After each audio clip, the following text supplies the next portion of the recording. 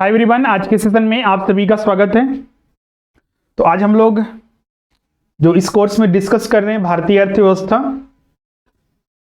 पांचवा क्लास आज हम लोग चर्चा करेंगे, जो कि अभी तक इसमें 4 क्लास ऑलरेडी आपके हो चुके हैं, जिसमें कि आपको हमने भारतीय अर्थव्यवस्था संबंधित जो बेसिक कॉन्सेप्ट है, राष्ट्रीय आय, उसके बाद हमने जो भारत में नियोजन, इन सारे टॉपिक को आपके साथ डिस्कस किया था। और साथ ही पिछला क्लास में जो नीति आयोग वगैरह हो गए, नीति आयोग की स्थापना, उसका उद्देश्य, उसकी संरचना, उसके बारे में भी हमने चर्चा किया था। आज आपका एक नया टॉपिक स्टार्ट होगा, जो भारत में बेरोजगारी। तो चलिए आज का सेशन स्टार्ट करते हैं। तो सबसे पहले देखते हैं कि इसमें हम लोग क्या क्या अध्ययन करना है, जो कि एग्जाम में प्रश्न पूछा जाता है। तो खासकर जो यहाँ से प्रश्न पूछा जाता है, तो बेरोजगारी का डिफिनेशन भी कभी कभी पूछ दिया जाता है कि बेरोजगारी होती क्या है, बेरोजगारी किस अवस्था को कहा जाता है। 4 ऑप्शन रहते हैं, उसी में से आपको एक टिक करना होता है, या फिर स्टेटमेंट टाइप का दिया रहता है, उसमें से भी आपको सिलेक्ट करना होता है कि कौन सा सही डिफिनेशन होगा। उसके बाद हम लोग इसमें बेरोजगारी के प्रकार को डिस्कस करते हैं। बेरोजगारी के प्रकार कितने तरह के होते हैं, और बेरोजगारी के जो जितने भी प्रकार हैं उनके मीनिंग क्या है, उनके अर्थ क्या है, भारतीय अर्थव्यवस्था में किस तरह की बेरोजगारी देखी जाती है। अगर भारतीय अर्थव्यवस्था में अभी सबसे बड़ी अभी वर्तमान समस्या देखिएगा तो बेरोजगारी ही है। आप देख सकते हैं कैसी स्थिति है।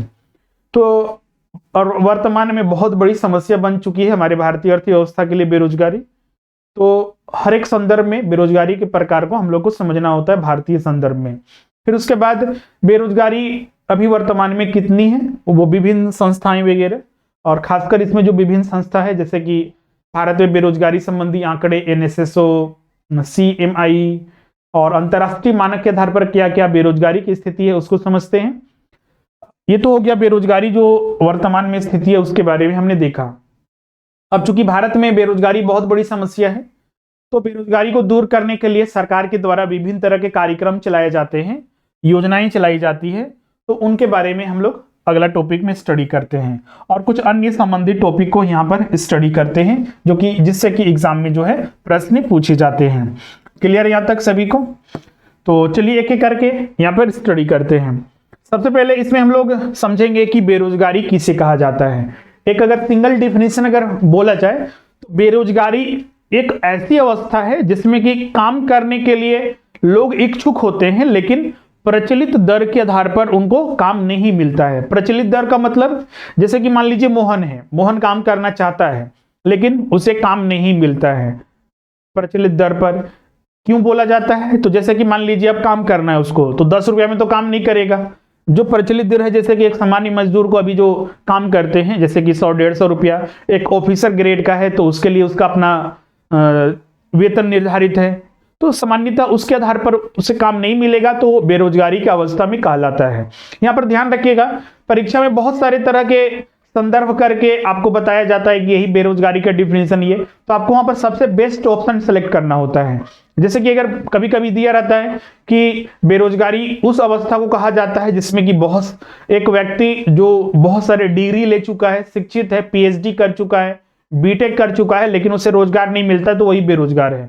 तो मतलब कि यहाँ पर एक स्पेसिफिक वर्ग को सिर्फ बोल रहा है कि वही बेरोजगार हो सकता है, बाकी सब बेरोजगार नहीं हो सकते हैं। क्या अशिक्षित वर्ग बेरोजगार नहीं हो सकता? क्या कम पढ़ा लिखा व्यक्ति बेरोजगार नहीं हो सकता है? तो बेरोजगार अर्थशास्त्र के भाषा में यही होता है, बेरोजगारी ना तो शिक्षा पर डिपेंड करती है और न ही किसी अन्य चीजों पर। बेरोजगार हर वह व्यक्ति है जिसे काम नहीं मिलता है, काम करने को इच्छुक है लेकिन काम उसे नहीं मिलता है प्रचलित दर के, मजदूरी की दर के आधार पर, तो वो बेरोजगार ही कहलाएगा, और इसका कोई अलग डिफिनेशन नहीं होता है। हाँ, अलग अलग प्रकार के बेरोजगारी हो सकते हैं, जैसे शिक्षित वर्ग का मतलब शिक्षित बेरोजगारी, अशिक्षित बेरोजगारी हो सकता है। मतलब कि भारत में देखिएगा तो एक बहुत बड़ा वर्ग है शिक्षित वर्ग, जिसे मतलब कि रोजगार नहीं मिल रहा है। अशिक्षित वर्ग भी है जिसे रोजगार नहीं मिल रहा है। अशिक्षित वर्ग ज्यादातर कृषि क्षेत्र में देखने को मिलता है। तो ये सारे डिफिनेशन हो सकते हैं अलग टाइप के, लेकिन बेरोजगारी का एक यूनिवर्सल डिफिनेशन है कि प्रचलित दर के आधार पर किसी व्यक्ति को जो काम करने का इच्छुक है लेकिन उसे काम नहीं मिलता है, तो वो बेरोजगार है। इस डिफिनेशन को ध्यान में रखिएगा।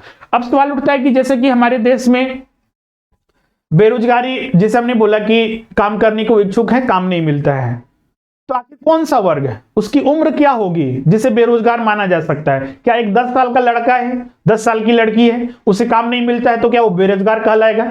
ये भी जानना जरूरी है। तो इसी को बोलते हैं कार्यबल जनसंख्या, मतलब कि हमारे यहाँ काम करने वाले लोगों की जनसंख्या या फिर उसका एज क्या है, ग्रुप क्या है, उनका ग्रुप जानना होगा। क्योंकि बेरोजगार तो हर किसी को नहीं बोला जा सकता है। अब मान लीजिए 5 साल, 10 साल, 11 साल, हमारे यहाँ जैसे आपको पता होगा कि 14 साल से कम उम्र वाले बच्चे, 14 साल तक के बच्चों का फैक्ट्री में काम करना इलीगल होता है, मतलब कि गैर कानूनी होता है। आप किसी बच्चे से फैक्ट्री में काम नहीं करवा सकते हैं, ये अधिनियम बना हुआ है। हम बाल कलाकार की बात नहीं कर रहे जो टीवी सीरियल या फिर आर्टिस्ट के रूप में काम करते हैं, वहां पर परमिशन है, वहां पर कर सकते हैं, वो इलीगल नहीं होता है, लेकिन यहां पर ये नियम है। तो वही चीज को यहां पर है कि बेरोजगार तो खास वही ग्रुप हो सकता है जो श्रम बल जनसंख्या के अंतर्गत आता है, कार्य श्रम बल जनसंख्या के अंतर्गत आता है। तो भारत में कौन सा एज ग्रुप को श्रम बल जनसंख्या के अंतर्गत शामिल किया जाता है? वो है 15 वर्ष से लेकर 59 वर्ष की उम्र वाले। यहां पर देखिएगा, यहां पर लिखा हुआ है श्रम बल जनसंख्या, मतलब कि देश में 15 वर्ष की आयु से लेकर 60 वर्ष तक, मतलब 15 से 59 वर्ष तक, 60 वर्ष तक, 60 वर्ष से ज्यादा नहीं, 60 वर्ष से कम ही की आयु तक के लोग श्रम बल के अंतर्गत आते हैं। और जैसा कि अभी हमने डिफिनेशन बताया बेरोजगारी का, यही वर्ग के लोगों को या तो रोजगार मिल सकता है या फिर बेरोजगार कह सकते हैं। ये क्लियर है? तो यही या तो रोजगार में आ सकते हैं या फिर बेरोजगार कहला सकते हैं। इससे कम वाला और इससे ज्यादा वाला बेरोजगार और रोजगार के अंतर्गत नहीं गिना जाता है। क्लियर है? तो इसको भी ध्यान में रखिएगा। एग्जाम में सीधा पूछा जाता है कि भारत में श्रम बल जनसंख्या का जो एज ग्रुप है वो कितना से कितना तक है। तो ये ध्यान रखिएगा, 15 से 59, 60 वर्ष के उम्र का। क्लियर? फिर कार्यबल इसमें एक आता है। तो कार्यबल क्या है? मतलब कि जो काम करना चाहता है, और राष्ट्र का कार्यबल कहलाते हैं, मतलब कि श्रम बल में वे लोग जो कार्य या फिर रोजगार मिल जाता है। अतः बेरोजगारी को नियम रूप से समझा जा सकता है। तो बेरोजगारी इज इक्वल टू, यहां पर लिखा हुआ है श्रम बल माइनस कार्यबल। जब किसी देश में पूर्ण श्रम बल को रोजगार प्राप्त हो जाते हैं, अर्थात पूर्ण श्रम बल कार्यबल में बदल जाते हैं, तब देश में पूर्ण रोजगार हो जाता है। अब सवाल उठता है कि क्या भारत में पूर्ण रोजगार है, या फिर पूछा जाए कि श्रम बल और कार्यबल दोनों इक्वल है? तो इसका उत्तर होगा नहीं, क्योंकि हमारे यहाँ जितना श्रम बल है उनमें बहुत सारे लोगों को काम नहीं मिला हुआ है। क्योंकि कार्यबल, आपको पता है कार्यबल मतलब जिनको रोजगार मिल चुका है किसी भी क्षेत्र में। सरकारी नौकरी ही रोजगार मिलना नहीं कहलाएगा, या फिर एक प्राइवेट जॉब में, या फिर एक बड़े कंपनी में, या फिर कृषि क्षेत्र में ही लोगों लगे हुए लोग रोजगार नहीं कहलाएगा। काम उनको मिल रहा है, बस रोजगार वो मिल रहा है उसको, तो वो कार्यबल के अंतर्गत आता है। क्लियर है? तो इसको ध्यान में रखिएगा। अब अगला आते हैं बेरोजगारी के प्रकार में। बेरोजगारी के प्रकार अगर बात करें तो बेरोजगारी के प्रकार जो है बहुत सारे हैं। जैसे कि सामान्यतः किसी देश की अर्थव्यवस्था में, जैसे कि आपको हमने बताया था कि भारत एक मिश्रित अर्थव्यवस्था वाला देश है, तो मिश्रित अर्थव्यवस्था वाला देश में बहुत सारे बेरोजगारी के प्रकार देखे जाते हैं। सामान्य बेरोजगारी खासकर हमारे देश में जो देखने को मिलता है वो मौसमी बेरोजगारी है, अल्प बेरोजगारी है, प्रच्छन्न बेरोजगारी है। ये सारे बहुत ज्यादा प्रकार के जो बेरोजगारी है हमारे देश में देखने को मिलता है। इसको समझते हैं हम लोग। अगर हम लोग यहाँ पर बेरोजगारी के प्रकार पर अगर हम चर्चा करें तो समझते हैं उसको।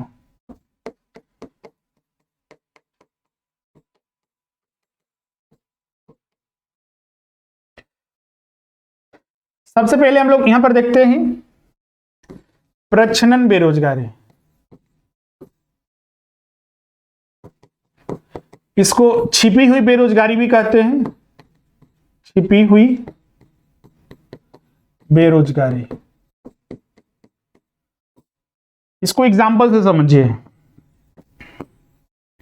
जैसे कि 10 लोग मिलकर एक काम को करते हैं और टोटल काम करने के बाद 50 यूनिट का प्रोडक्शन होता है। 10 लोग मिलकर एक काम करते हैं और टोटल 50 यूनिट का प्रोडक्शन होता है। अब इसमें से 5 लोग हटा दिए गए और 5 लोग अब काम कर रहे हैं। 5 लोग काम इसी को कर रहे हैं और अभी भी प्रोडक्शन कितना हो रहा है? 50 यूनिट। तो यहीं से पता चल गया कि यहां पर जो 5 लोग हैं अतिरिक्त लोग लगे हुए हैं, इनकी यहां पर जरूरत नहीं है, क्योंकि इनको हटा भी दीजिएगा तो प्रोडक्शन पर कोई प्रभाव नहीं पड़ रहा है। 10 लोग काम करते थे तो भी 50 यूनिट का प्रोडक्शन होता था, 5 लोग काम कर रहे हैं तो भी 50 यूनिट का प्रोडक्शन हो रहा है। तो प्रच्छन्न बेरोजगारी उस प्रकार की बेरोजगारी को कहते हैं कि जिसमें एक ऐसी अवस्था जिसमें कि जो लोग वहां पर काम कर रहे हैं उनके द्वारा जो उत्पादित वस्तु है और उनमें से कुछ बाद में हटा जाने के बाद भी जो उत्पादित वस्तु है अगर सेम रहता है, मतलब प्रोडक्शन सेम है लोगों को हटा देने के बाद भी, तो ऐसे में यहां पर जो 5 लोग अतिरिक्त लगे हुए थे वो प्रच्छन्न बेरोजगारी की छिपी हुई, इसीलिए बोलते हैं, यहां पर ये दिखता नहीं है, छिपी हुई बेरोजगारी इसको इसीलिए कहा जाता है, ये प्रच्छन्न बेरोजगारी। हमारे देश में प्रच्छन्न बेरोजगारी सबसे ज्यादा जो देखने को मिलता है वो हमारे देश में कृषि क्षेत्र में। कृषि क्षेत्र में देखिएगा, एक किसान का परिवार है, मान लीजिए उसके परिवार में 20 लोग हैं, तो देखिएगा सारे मान लीजिए उनके पास 1 एकड़ टोटल भूमि है, तो इसी भूमि में सभी लगे हुए हैं चाहे कितना भी प्रोडक्शन हो। अगर इसमें से 10 लोग भी यहाँ पर काम करते और 10 लोग अन्य जॉब करते, प्राइवेट जॉब है सरकारी जॉब करते, तो भी कोई असर नहीं, मतलब और कहीं भी काम करते, अगर 20 में से 10 लोग भी काम करते तो मान लीजिए यहाँ पर 100 केजी अनाज का उत्पादन हो रहा था, 20 लोग काम कर रहे थे तो भी, 10 लोग काम कर रहे हैं तो भी 100 केजी अनाज का उत्पादन हो रहा है। तो यही हमारे यहाँ कृषि क्षेत्र में प्रच्छन्न बेरोजगारी सबसे ज्यादा देखने को मिलता है। तो इसको ध्यान में रखिएगा, ध्यान रखिएगा, ये हम डिस्कस कर रहे हैं, इसके बाद सारा नोट्स आपको मिल जाएगा, लेकिन ये जो शॉर्ट पॉइंट हम बता रहे हैं एग्जाम्पल के साथ उसको लिखते जाइएगा। दूसरा अब आते हैं बेरोजगारी के प्रकार में, जो महत्वपूर्ण है हमारा वह है मौसमी बेरोजगारी। हेडिंग डालिएगा, मौसमी बेरोजगारी। मौसमी बेरोजगारी किसे कहते हैं? एक व्यक्ति को साल के कुछ ही महीनों में काम मिलता है, साल के मान लीजिए जैसे एक किसान है, किसान एक है मोहन, किसान है, आपको पता है कि जब फसल उगाई जाएगी तभी इसको काम मिलेगा, बाकी दिन तो ये बैठा रहेगा। तो मौसमी बेरोजगारी उस बेरोजगारी को कहा जाता है जिसमें कि एक व्यक्ति को साल के कुछ ही महीने काम मिलता है और बाकी महीने वो खाली बैठा रहता है। जैसे कि मोहन 8 महीने काम करता है, 8 महीने काम करता है और 4 महीने खाली बैठा रहता है, यही है मौसमी बेरोजगारी। और मौसमी बेरोजगारी भी हमारे यहां सबसे ज्यादा कृषि क्षेत्र में ही देखने को मिलता है, कुछ उद्योगों में भी देखने को मिलता है, जैसे कि अभी विंटर का सीजन आ गया, फिर ठंड का अभी आ गया मौसम, फिर उसके बाद गर्मी आएगी, फिर बरसात आएगी, तो सीजन के अनुसार बिजनेस कुछ का चलता है 4 महीने, फिर उसके बाद गर्मी का सीजन आ गया तो वो 4 महीने ही चलेगा, फिर बरसात का सीजन आ जाता है तो उसमें सिर्फ समर वगैरह, तो अलग अलग सीजन में अलग अलग बिजनेस वगैरह देखने को मिलता है। और कुछ लोगों को कुछ ही महीने काम मिलता है, बाकी दिन वो बैठे रहते हैं, तो वहां पर भी देखने को मिलता है, लेकिन वो बहुत ही कम होता है क्योंकि वो कोई ना कोई अपना बिजनेस फिर करने लगते हैं, बाकी के मौसम के अनुसार भी वो अपना बिजनेस चलाने लगते हैं। लेकिन एक किसान के लिए क्या उपाय हो सकता है, क्योंकि अगर मान लीजिए गर्मी में तो कुछ कर नहीं सकता है, बारिश होगी, बारिश पर निर्भर रहना पड़ता है। हाँ, आजकल सिंचाई परियोजनाओं से उनको खेत तक पानी मिल जा रहा है तो बहुत सारे अनाज वगैरह उगाते हैं, लेकिन कृषि क्षेत्र में अभी भी बहुत ज्यादा पर्याप्त है मौसमी बेरोजगारी। मतलब कि हमारे देश के कृषि क्षेत्र में 2 तरह की बेरोजगारी सबसे ज्यादा है, मौसमी बेरोजगारी तो है ही और साथ ही यहाँ पर प्रच्छन्न बेरोजगारी है। एक ही जो किसान है वो एक ही काम में बहुत सारे लोग लगे हुए हैं, जबकि वहां पर उनकी उतनी आवश्यकता भी नहीं है, तो दोनों तरह की। उसके बाद थर्ड जो महत्वपूर्ण जो बेरोजगारी का प्रकार है वो है यहाँ पर अल्प बेरोजगारी। अल्प बेरोजगारी, अल्प बेरोजगारी में क्या होता है, तो अल्प बेरोजगारी में जैसे कि एक व्यक्ति को दिन भर में काम करने की क्षमता है, वो 8 घंटे काम कर सकता है, लेकिन उसे 2 घंटे ही काम मिलता है, 2 घंटे ही काम मिलता है, 2 घंटे मतलब जितनी उसकी क्षमता है उससे कम उसको काम मिल रहा है, इसी को बोलते हैं अल्प बेरोजगारी। मिलता है। तो इसी अवस्था को कहा जाता है अल्प बेरोजगारी। तो दोनों में ध्यान रखिएगा, इसमें एक दिन में जितनी क्षमता होती है हमारी उतने काम हमें नहीं मिलता है, अल्प बेरोजगारी। मौसमी बेरोजगारी में साल भर में कुछ ही महीने काम मिलता है और कुछ महीने काम नहीं मिलता है, तो ये मौसमी बेरोजगारी कहलाता है। क्लियर है? अगला जो इसमें चौथा है महत्वपूर्ण, वो है संरचनात्मक बेरोजगारी।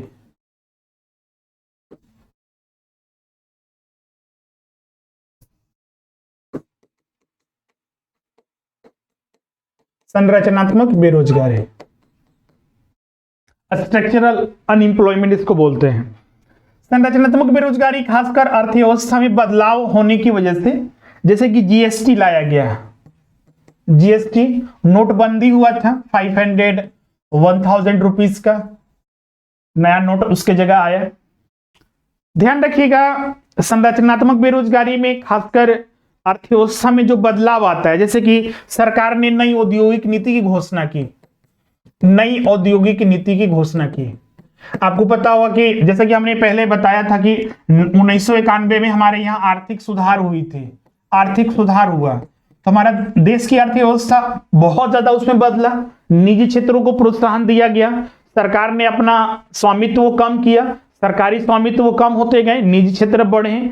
तो ऐसी जब बदलाव होते रहता है तो उस वजह से जो उस पहले से जिस क्षेत्र में काम कर रहे थे उनकी अपॉर्चुनिटी घटती है और दूसरी तरफ अपॉर्चुनिटी क्रिएट होती है। तो इन चीजों की वजह से बेरोजगारी देखने को मिलता है, ये संरचनात्मक बेरोजगारी होती है। पांचवा जो इसमें महत्वपूर्ण होता है वो होता है चक्रीय बेरोजगारी है। चक्रीय बेरोजगारी, इसको साइक्लिक अनएम्प्लॉयमेंट बोलते हैं। जैसे नाम से भी पता चल रहा है चक्रीय, चक्रीय का मतलब होता है कि एक बार जाएगा तो दूसरे बार ही आ जाएगा। और एक जैसे कि ये मंदी के काल में होता है, जैसे कि अभी कोरोना काल में देखिएगा देश की अर्थव्यवस्था या फिर विश्व अर्थव्यवस्था मंदी में समा गई है। लॉकडाउन रहने की वजह से, प्रोडक्शन सही से नहीं होने की वजह से क्या हो रहा है, यहाँ पर बहुत ज्यादा जो वस्तुओं की डिमांड थी उनकी भरपाई नहीं हो पा रही है, लोग की डिमांड भी कम हो रही है लॉकडाउन वगैरह की होने की वजह से, और वस्तुओं के दाम तेजी से बढ़ रहे हैं आपका। लेकिन हाँ, जब ये खत्म हो जाता है, जैसे अब कोरोना काल खत्म हो जाएगा, असर खत्म होगा, तो देखिए अर्थव्यवस्था धीरे धीरे सामान्य होती जा रही है, फिर से आएगा तो फिर से वैसा ही होगी। और चक्रीय सिर्फ ये बीमारी ही, ये तो ये अनअवॉइडेबल सर्कमस्टांसेस आ गया, एक ऐसा सिचुएशन जिसकी कल्पना पहले से कोई नहीं कर रहा था।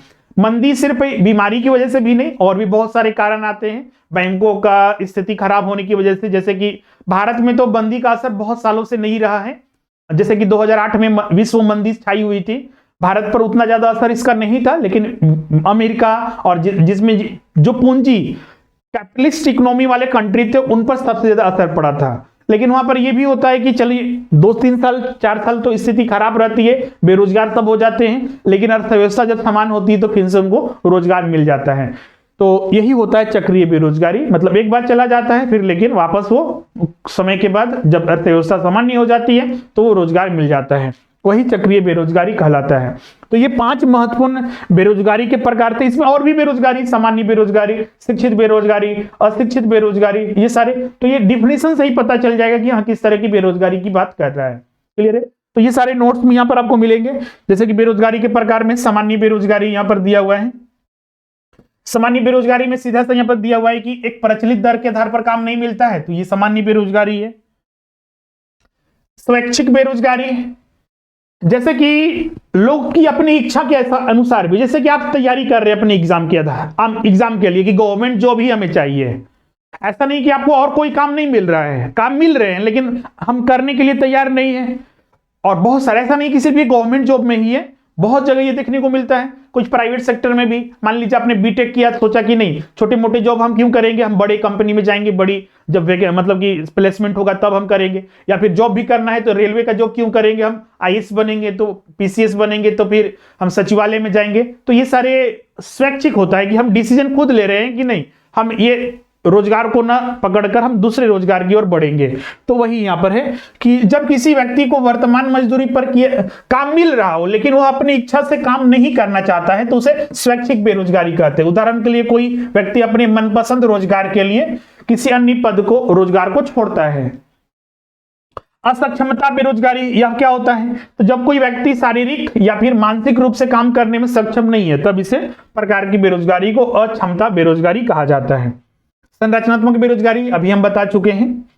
यहां पर देखिए क्या एग्जाम्पल भी दिया, भौतिक संरचना जैसे परिवहन, बिजली उत्पादन आदि में बदलाव, राष्ट्रीय वित्त में निवेश का अभाव होना भी संरचनात्मक बेरोजगारी का एक, जैसे कि हमारे यहाँ पर सबसे ज्यादा जो खराब स्थिति वो क्या है, हमारे यहाँ पूंजी का अभाव है। हमारे यहाँ श्रम बल जनसंख्या बहुत ज्यादा है, काम करने वाले लोगों की संख्या बहुत ज्यादा है, भारत युवाओं का देश है बोला जाता है, लेकिन यहाँ पर रोजगार उनको कितना मिल रहा है? न कि बराबर।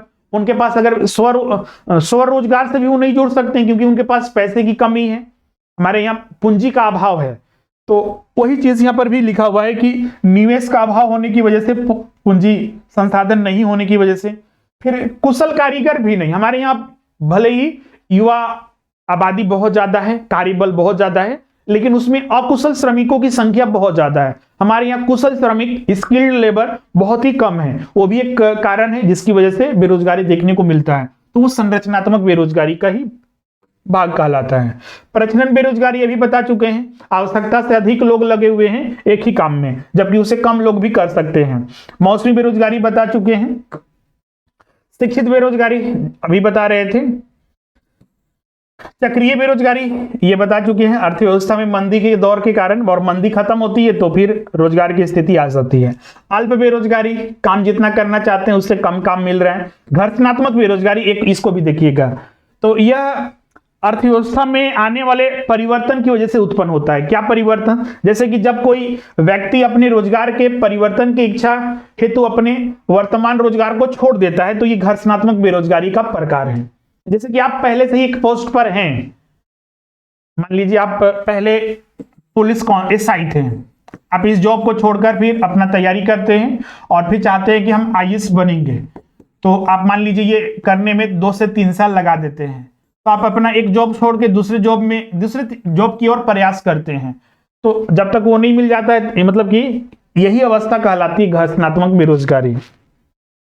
क्लियर? जब कोई पुरानी कंपनी बंद कर नई कंपनी खोली जाती है, देखिएगा बहुत सारी ऐसी स्थिति होती है कि बहुत सारी कंपनियां नहीं चल पाती है, तो उन कंपनियों को बंद कर दिया जाता है और नई कंपनी खोली जाती है, तो वो सारे भी क्या कहलाते हैं? घर्षणात्मक बेरोजगारी के ही वो एग्जाम्पल है। जब किसी उद्योग के उत्पादन की मांग किन्हीं कारणों से कम हो जाती है, जैसे कि एक पुरानी कंपनी मान लीजिए 1900 में स्थापित था, वो चल रहा था, इसका डिजाइन वैसा ही है पुराने जैसा, आधुनिकता के साथ ये नहीं बदला। जैसे कि नोकिया मोबाइल का देखिएगा, नोकिया मोबाइल जो पुराना उसका मॉडल था, अभी भी उसका अपना फीचर्स था, लेकिन समय के साथ बहुत सारी अन्य कंपनियां एक से एक लेटेस्ट गैजेट लाए, तो उस कंपनी के मोबाइल की डिमांड घट गई। अब देखिएगा जितना पकड़ भारत में नोकिया मोबाइल का पहले था, आज उसकी पकड़ नहीं है। हाँ, वो अपने टेक्नोलॉजी को चेंज कर रहा है, लेकिन उससे आगे बहुत सारी कंपनियां निकल चुकी है जो उसे पीछे छोड़ दी, तो इस वजह से भी वहां पर बेरोजगारी जैसी स्थिति देखनी होती है।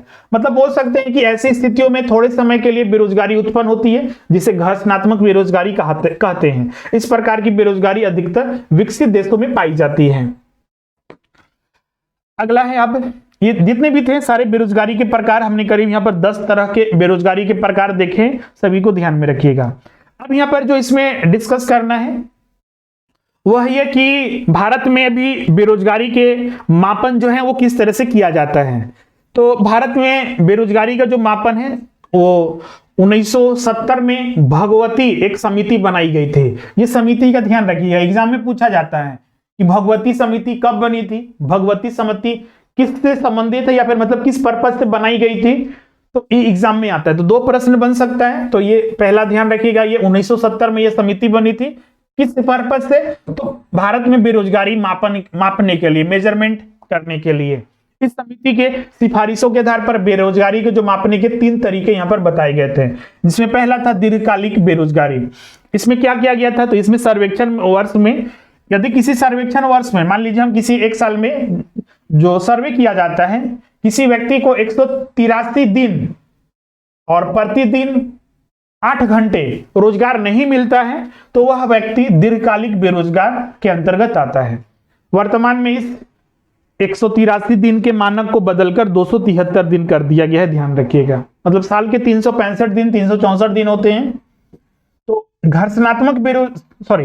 दीर्घकालिक बेरोजगारी जो पहला प्रकार बताया गया इस समिति के द्वारा, तो उसके डिफिनीशन के अनुसार अगर एक व्यक्ति को 365 या 364 दिन में 183 दिन रोजगार नहीं मिलता है और प्रतिदिन 8 घंटे के हिसाब से ध्यान रखना है, तो वह दीर्घकालिक बेरोजगार का शिकार है। अभी वर्तमान में ये 273 दिन कर दिया गया है। क्लियर है? मतलब कि एक साल में कम से कम आपको 273 दिन रोजगार मिलना चाहिए। अगर 273 दिन रोजगार नहीं मिलता है तो आप दीर्घकालिक बेरोजगार के शिकार हैं। ये पहला प्रकार हुआ। दूसरा है साप्ताहिक बेरोजगार। इसमें क्या होता है, यदि एक व्यक्ति को सप्ताह में एक दिन और एक दिन का 8 घंटे के आधार पर काम ना मिले तो उसे साप्ताहिक बेरोजगार कहते हैं। दैनिक बेरोजगार ये प्रतिदिन के आधार पर होता है। अगर एक व्यक्ति को आधे दिन मतलब 4 घंटे का काम ना मिले तो उसे दैनिक बेरोजगार के अंतर्गत रखा गया है। मतलब कि अगला जो मेजरमेंट किया गया है वो काम के आधार पर कि आपको साल भर में, एक हफ्ता में और एक दिन में कितना काम मिलता है, तो उसके आधार पर ये दीर्घकालिक, अगर साल भर के आधार पर, और 273 दिन, पहले 183 था, और सप्ताह में एक दिन 8 घंटे काम मिल जाता है, और मतलब कि सप्ताह में 7 दिन में एक दिन काम मिल गया तो आप बेरोजगार ही नहीं कहलाएगा।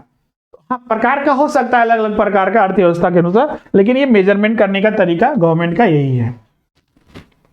क्लियर है? अब भारत में सवाल उठता है कि बेरोजगारी के आखिर क्या कारण है। तो बेरोजगारी के बहुत सारे कारण हो सकते हैं, जैसे कि हमारे यहाँ दिनों दिन बढ़ती हुई जनसंख्या एक बहुत बड़ी बेरोजगारी का कारण है। अब बोलिएगा सर जनसंख्या बढ़ना बेरोजगारी का कारण हो सकता है? बिल्कुल हो सकता है, क्योंकि जिस तेजी से जनसंख्या बढ़ रही है उस तेजी से आर्थिक विकास नहीं हो रहे हैं, लोगों को रोजगार नहीं मिल रहा है, खाद्यान्न उत्पादन नहीं हो रहे हैं, तो एक सबसे बड़ी समस्या है। तो जनसंख्या विस्फोट जैसी, जनसंख्या वृद्धि जैसी समस्या भी बेरोजगारी का कारण है। ये पहला कारण हुआ। दूसरा कारण है दोषपूर्ण शिक्षा प्रणाली। जैसे कि अभी बता रहे थे, हमारे देश में स्किल्ड वर्कर बहुत ही कम है, अनस्किल्ड वर्कर बहुत ज्यादा है। आजकल देखिएगा कंपनियां उन्हीं को लेती है। हमारे यहाँ भी बहुत सारे ऐसे लोग हैं जिन्हें करोड़ों करोड़ों पैकेज मिलता है। और अब वर्ल्ड के टॉप कंपनीज की अगर हम बात करें तो देखिएगा उसमें भारतीय मूल के ही व्यक्ति सीईओ हैं, एमडी हैं। लेकिन ये इस शिक्षा सारे लोगों को उपलब्ध नहीं हो पाती है।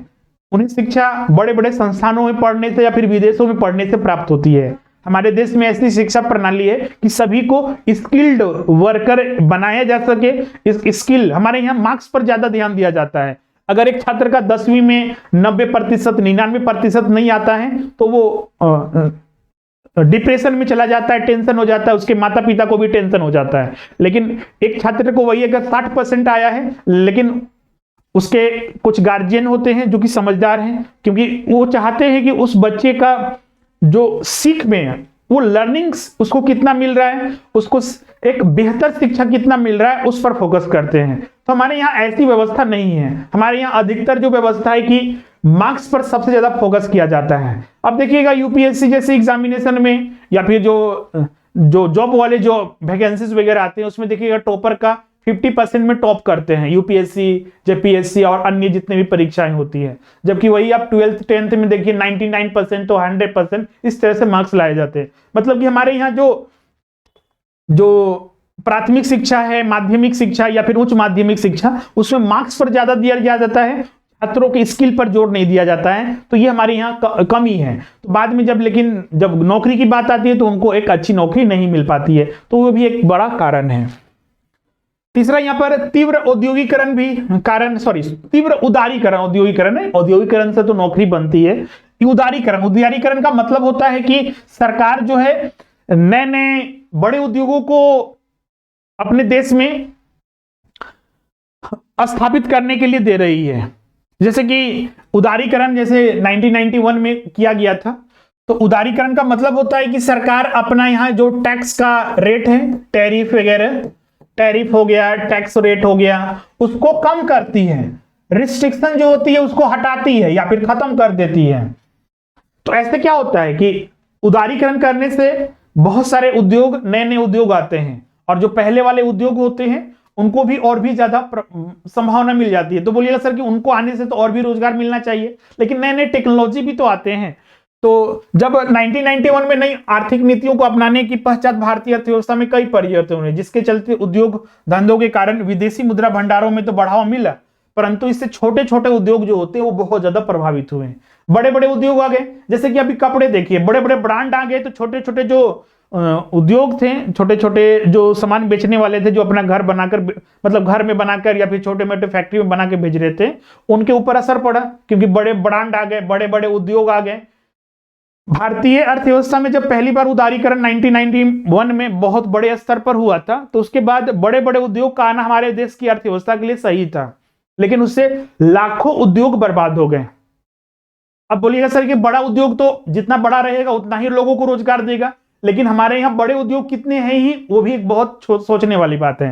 जैसे कि एक आंकड़े के अनुसार अगर हम बात करें, एक बड़ा उद्योग कितने लोगों को रोजगार दे सकता है? 50,000, 1 लाख, 2 लाख, इससे ज्यादा तो नहीं दे सकता है। एक उद्योग की बात कर रहे हैं। लेकिन वही एमएसएमईज जो है, micro small and medium enterprise, MSMEs, ये खुद लाखों में है।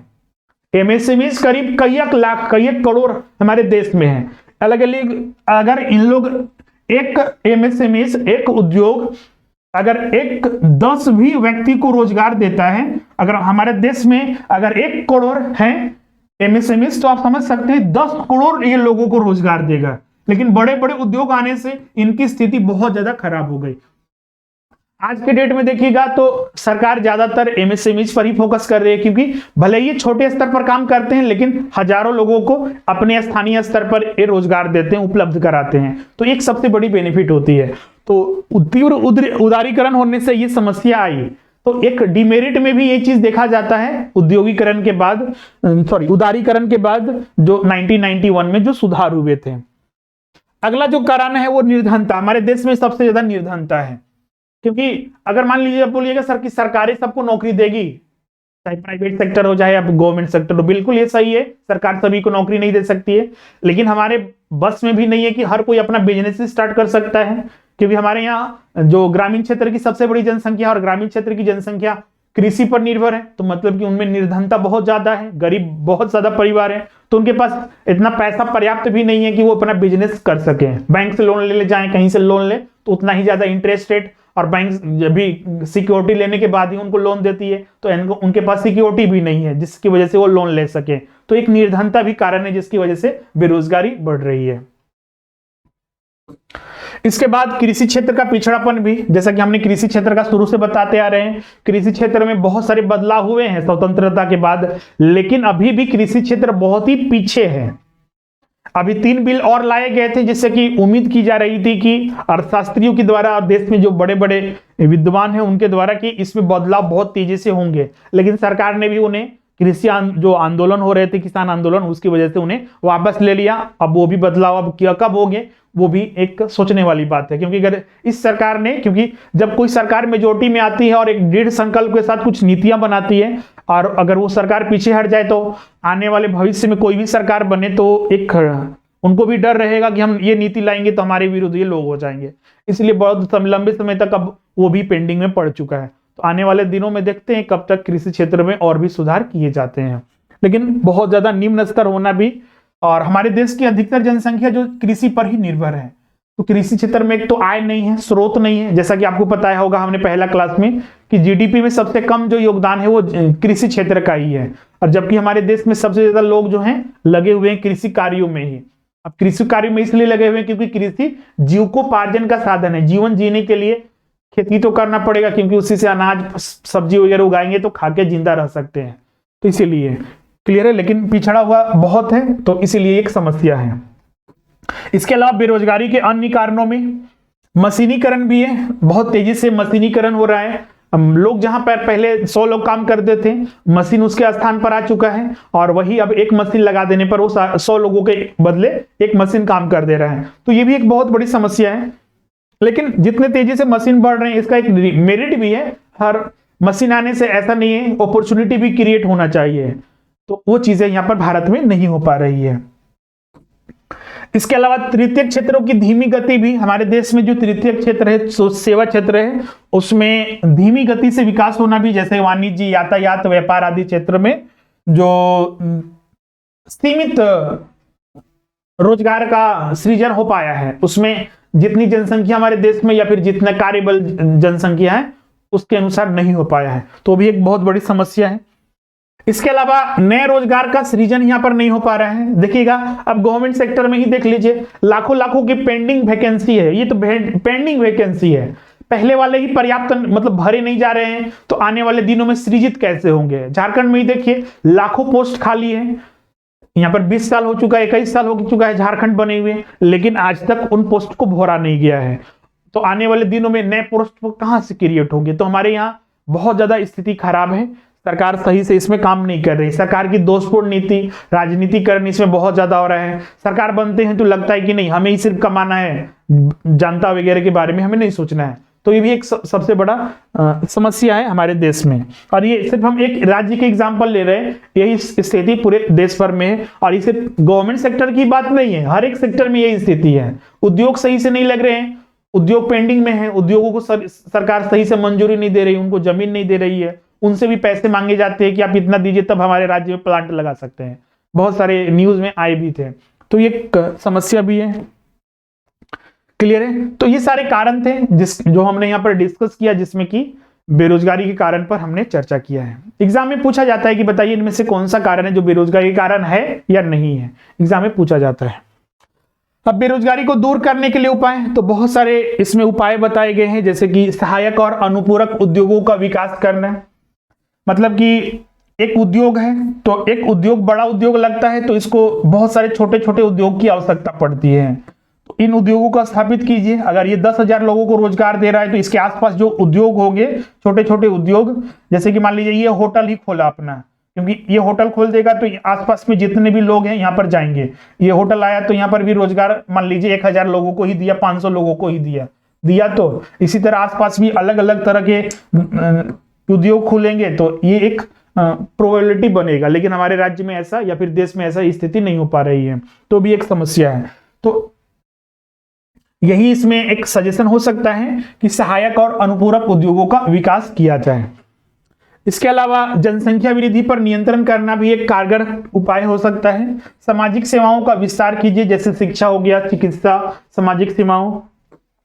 इसके अलावा राष्ट्र निर्माण के क्षेत्र में विविध कार्य कीजिए, जैसे कि वृक्षारोपण हो गया, भवन निर्माण हो गया, भूमि का पुनरुद्धार हो गया, नालियों की साफ सफाई वगैरह, नालियों का निर्माण वगैरह। तो इससे रोजगार का सृजन ज्यादा से ज्यादा होगा। इसके बाद फिर इसमें कृषि क्षेत्र में विस्तार करना भी, जैसे झारखंड में भी देखिएगा तो कृषि क्षेत्र बहुत ही निम्न स्तर में है, या फिर हमारे राज्य में जो देखिएगा तो कृषि भूमि बहुत ही सीमित है। कृषि भूमि है हमारे यहाँ, लेकिन वहां पर सिंचाई की सुविधा नहीं है। तो वहां पर सिंचाई की सुविधा उपलब्ध कराने से वहां पर भी लोगों को रोजगार मिलेगा। तो ये चीजें किया जाना चाहिए। इसके बाद शिक्षा प्रणाली में परिवर्तन कीजिए। हमारे जैसा कि अभी मतलब जो वहां पर कारण बता रहे हैं, तो उसका रिवर्स भी यहाँ पर कर सकते हैं। दोषपूर्ण शिक्षा प्रणाली है तो निवारण कैसे किया जा सकता है, तो दोषपूर्ण शिक्षा प्रणाली को खत्म करिए तो निवारण होगा। सहायक उद्योग जो कृषि क्षेत्र के लिए है उनको बढ़ाइए। प्राकृतिक संसाधनों का समुचित तरीके से उपयोग करें। पूंजी के विनियोग को प्रोत्साहन, जब पूंजी का ज्यादा से ज्यादा राज्य में, जैसे कि हमारे राज्य में देखिएगा हमेशा कोशिश किया जाता है कि राज्य में उद्योगों की इकाई जो उद्योग है ज्यादा से ज्यादा आए, ज्यादा से ज्यादा उद्योग आएंगे तो ज्यादा से ज्यादा उद्योग आने से क्या होगा, वो पूंजी लाएंगे, यहाँ पर इन्वेस्टमेंट करेंगे, तो उससे लोगों को रोजगार भी मिलेगा और उसके साथ छोटे मोटे उद्योग भी सृजित होंगे। तो इसीलिए पूंजी विनियोग को प्रोत्साहन देना भी। स्वयं रोजगार योजना का विस्तार करके, जनशक्ति नियोजन करके, तो ये सारे इसमें सुधार बताए गए हैं, उपाय बताए गए हैं, जिससे कि बड़े स्तर पर हम बेरोजगारी की समस्या को दूर कर सकते हैं। क्लियर है। अब रिपोर्ट क्या कहते हैं उसको समझिए। ये तो हमने अभी तक क्या क्या डिस्कस किया। पहला बेरोजगारी को डिफाइन किया हमने, बेरोजगारी क्या होती है हर तरह से हमने डिफिनेशन देखा। फिर बेरोजगारी के प्रकार हर तरह से हमने बताया 10 प्रकार के। फिर उसके बाद बेरोजगारी के क्या कारण है उसको हमने बताया, और बेरोजगारी को कैसे दूर किया जा सकता है उन सभी पॉइंट पर हमने डिस्कस किया। 4 पॉइंट टोटल अभी तक हो चुके हैं। अब यहां पर देखते हैं कि बेरोजगारी के आंकड़े क्या कहते हैं, कि अभी भारत में बेरोजगारी की क्या स्थिति है। तो हम लोग लेटेस्ट आंकड़े पर ही चलेंगे। तो 2016 में जो विमुद्रीकरण हुआ था, उसके बाद मतलब 500 और 1000 रुपए का नोटबंदी हुआ था, उसके बाद बहुत ही तेजी से बेरोजगारी की स्थिति मतलब भारत में बेरोजगारी बहुत ही तेजी से बढ़ी। इसमें कहा गया कि देश में 72-73 के बाद बेरोजगारी सर्वोच्च स्तर पर पहुंच गई है, और खासकर कोरोना भी उसमें और भी बहुत ज्यादा हेल्प कर दिया। शहरी क्षेत्रों में बेरोजगारी की दर मतलब 2016 के बाद ये देखा गया 2.5% अधिक है गांवों की तुलना में, मतलब गांवों से ज्यादा बेरोजगारी शहरों में है। 7.8% शहरी युवा बेरोजगार है, तो वहीं गांवों में 5.3% बेरोजगार है। मतलब कि ये ऐसे बेरोजगारी का आंकड़ा बोलिएगा सर कि इतना कम है तो क्या दिक्कत है, 100 में 5 लोगों को रोजगार नहीं मतलब नहीं मिला है, 95 को तो मिला है ना, बिल्कुल नहीं। ये ऐसी व्यवस्था भी बताइए मतलब उनके पास एकदम कोई रोजगार नहीं है, वो सिर्फ आंकड़े हैं, वरना बेरोजगार तो हर कोई व्यक्ति है। नियमित बेरोजगार अगर देखिएगा ना, वो आंकड़े हम बताएंगे तो मात्र 13 से 14% लोगों को नियमित रोजगार मिला हुआ है। नियमित मतलब कि वो जैसे अभी 8 घंटे काम था ना, कि आपको 8 घंटे दिन भर में काम करना चाहिए, चाहे वो प्राइवेट सेक्टर हो या फिर गवर्नमेंट सेक्टर हो या फिर अन्य किसी भी तरह का रोजगार की हम बात करें, तो उसके लिए डिफिनेशन है कि 8 घंटे कम से कम आपको मिलना चाहिए। तो अगर नियमित के आधार पर वही हम बात करें तो नियमित के आधार पर मात्र 13 से 14% लोगों को ही रोजगार मिला हुआ है। मतलब कि अभी भी मतलब कि 85% से ज्यादा लोगों को जैसे तैसे करके अपना वो बिजनेस चला रहे हैं, अपना रोजगार चला रहे हैं। क्लियर है? इसके अलावा अखिल भारतीय स्तर पर पुरुषों की बेरोजगारी दर 6.2%, जबकि महिलाओं की 5.7% रही है। ये आंकड़े पूछे जाते हैं एग्जाम में, ध्यान रखिएगा। इसके अलावा 2004 से 5 और 4-5 से 2011-12 के बीच में बेरोजगारी दर भी बढ़ी है। इसमें 9.5% से 15.2% के बीच में थी, जो 17-18 में बढ़कर 17.3% तक पहुंच चुकी है। ग्रामीण इलाकों की शिक्षक युवतियों में ये बेरोजगारी है। इसके अलावा ग्रामीण इलाके के शिक्षित युवकों की अगर हम बेरोजगारी दर बोले तो पहले जहां ये 3.5 से 4.4 के बीच में थी, वो 17-18 में बढ़कर 10.5% हो चुके हैं। मतलब कि अभी भी तेजी से बेरोजगारी जो है भारत में बढ़ रही है। इसके अलावा ग्रामीण इलाकों में 15 से 29 साल की उम्र वाले युवकों में बेरोजगारी की दर 11-12%, जहां पहले 5% थी, वहीं 17-18 में ये 3 गुना बढ़कर 17.4% तक पहुंच चुका है। और इसी उम्र की युवतियों में यह दर 4.8 से बढ़कर ये 13.6% तक पहुंच चुका है।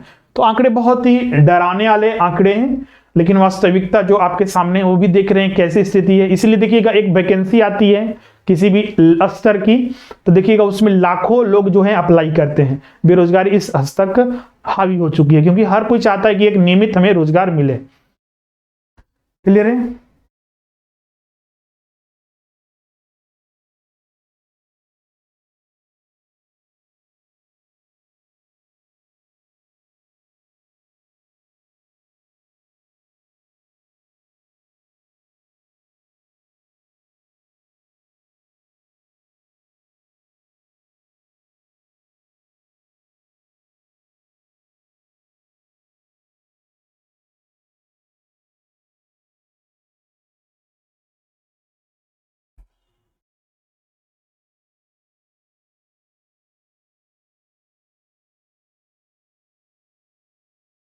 ओके, अब यहां पर कुछ जैसे कि भारत में बेरोजगारी संबंधी आंकड़े जारी करने के लिए बहुत सारे काम करते हैं, जैसे कि एनएसएसओ हो गया, नेशनल सैंपल सर्वे ऑर्गेनाइजेशन।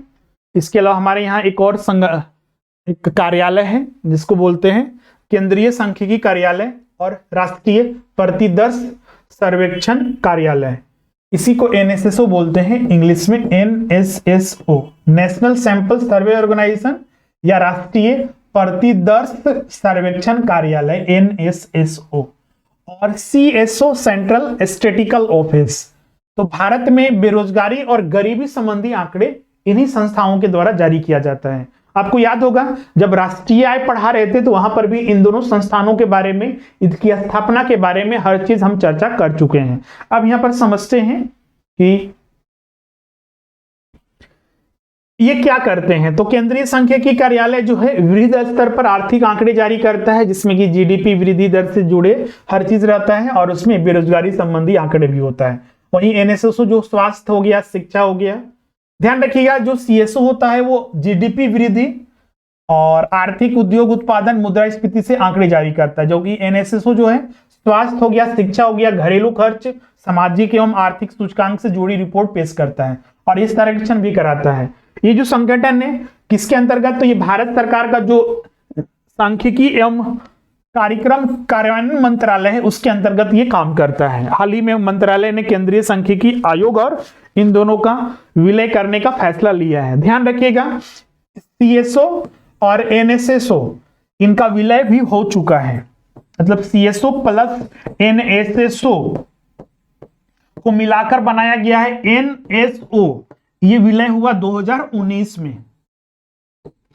पहले ये दो संगठन अलग अलग थे, हमने जब राष्ट्रीय आय पढ़ा रहे तो वहां पर भी हमने बताया था आपको।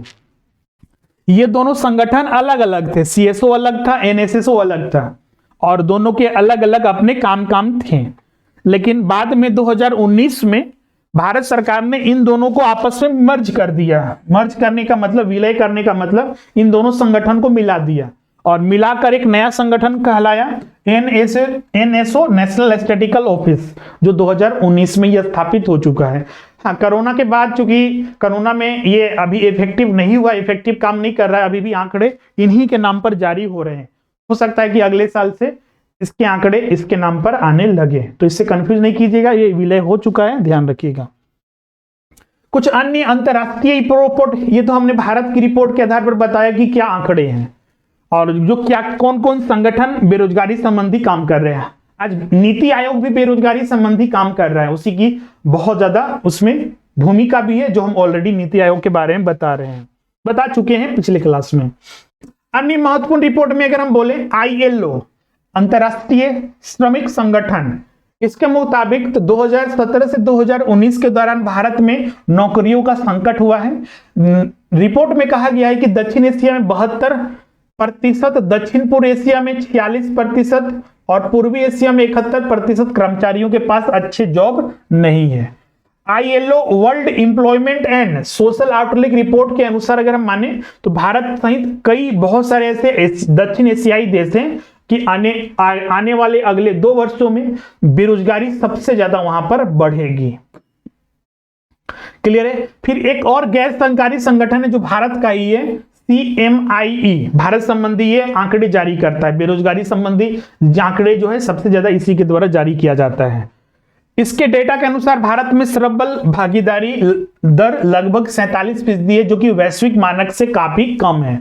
वैश्विक मानक है 66%, देखिए यहाँ पर 47% है, जो कि बहुत ही खराब स्थिति है। रिपोर्ट के अनुसार रोजगार के अवसर में पुरुषों के साथ साथ महिलाओं की भागीदारी काफी कम हो चुकी है। कृषि क्षेत्र में पहले महिलाओं को ठीक ठाक रोजगार मिल जाता था, लेकिन वहां भी अब रोजगार के अवसर कम हो रहे हैं। जैसे कि महिलाएं देखिएगा, कृषि क्षेत्र में धान रोपने से लेकर धान की कटाई वगैरह से लेकर हर तरह उनको रोजगार मिलता था, लेकिन अभी स्थिति बहुत ज्यादा वो खराब हो चुकी है। क्लियर है यहां तक सभी को? CMIE ध्यान रखिएगा, एग्जाम में कभी कभी पूछा जाता है कि ये CMIE क्या है। फैक्ट पर पहले भी बोल चुके हैं, आप लोग को ज्यादा से ज्यादा फैक्ट पर फोकस करना है। फैक्ट एग्जाम में सबसे ज्यादा आता है इकोनॉमिक्स में। टॉपिक चूंकि इकोनॉमिक्स बहुत ज्यादा समझने वाला होता है, इसलिए हम इतना सारा डिटेल में डिस्कस कर रहे हैं कि हर चीज आप समझें, लेकिन फैक्ट एग्जाम के लिए ध्यान रखिएगा, इंपॉर्टेंट होता है। CMIE क्या है, तो यह एक बेरोजगारी संबंधी आंकड़े जारी करने वाली एक गैर सरकारी संगठन है और इसका फुल फॉर्म होता है centre for monitoring Indian economy. अब आगे बढ़ते हैं कि अब लास्ट टॉपिक में आ चुके हैं कि बेरोजगारी तो बहुत बड़ी समस्या है, इतना सारा आपको पढ़ के पता चल गया होगा। बेरोजगारी क्या कारण है, क्या निवारण भी कैसे किया जा सकता है, उन सभी के बारे में हमने चर्चा किया। अब फाइनली हम लोग यहां पर आ चुके हैं कि भारत सरकार ने अभी तक कौन कौन सी ऐसी योजनाएं लाई, कार्यक्रम चलाए जिससे कि बेरोजगारी को कम किया जा सके भारत में। तो बेरोजगारी दूर करने के सिर्फ कार्यक्रम और योजनाएं, जैसे कि भारत में बेरोजगारी दूर करने के लिए भारत सरकार जो है वो दो तरह के काम करती है।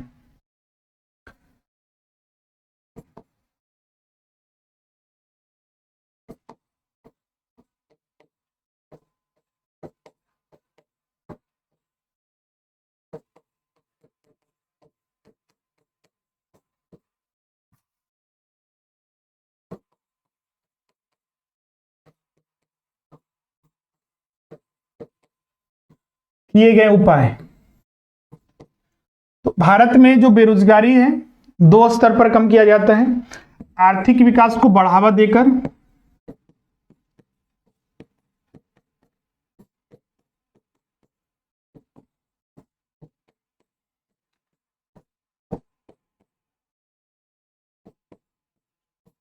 और दूसरा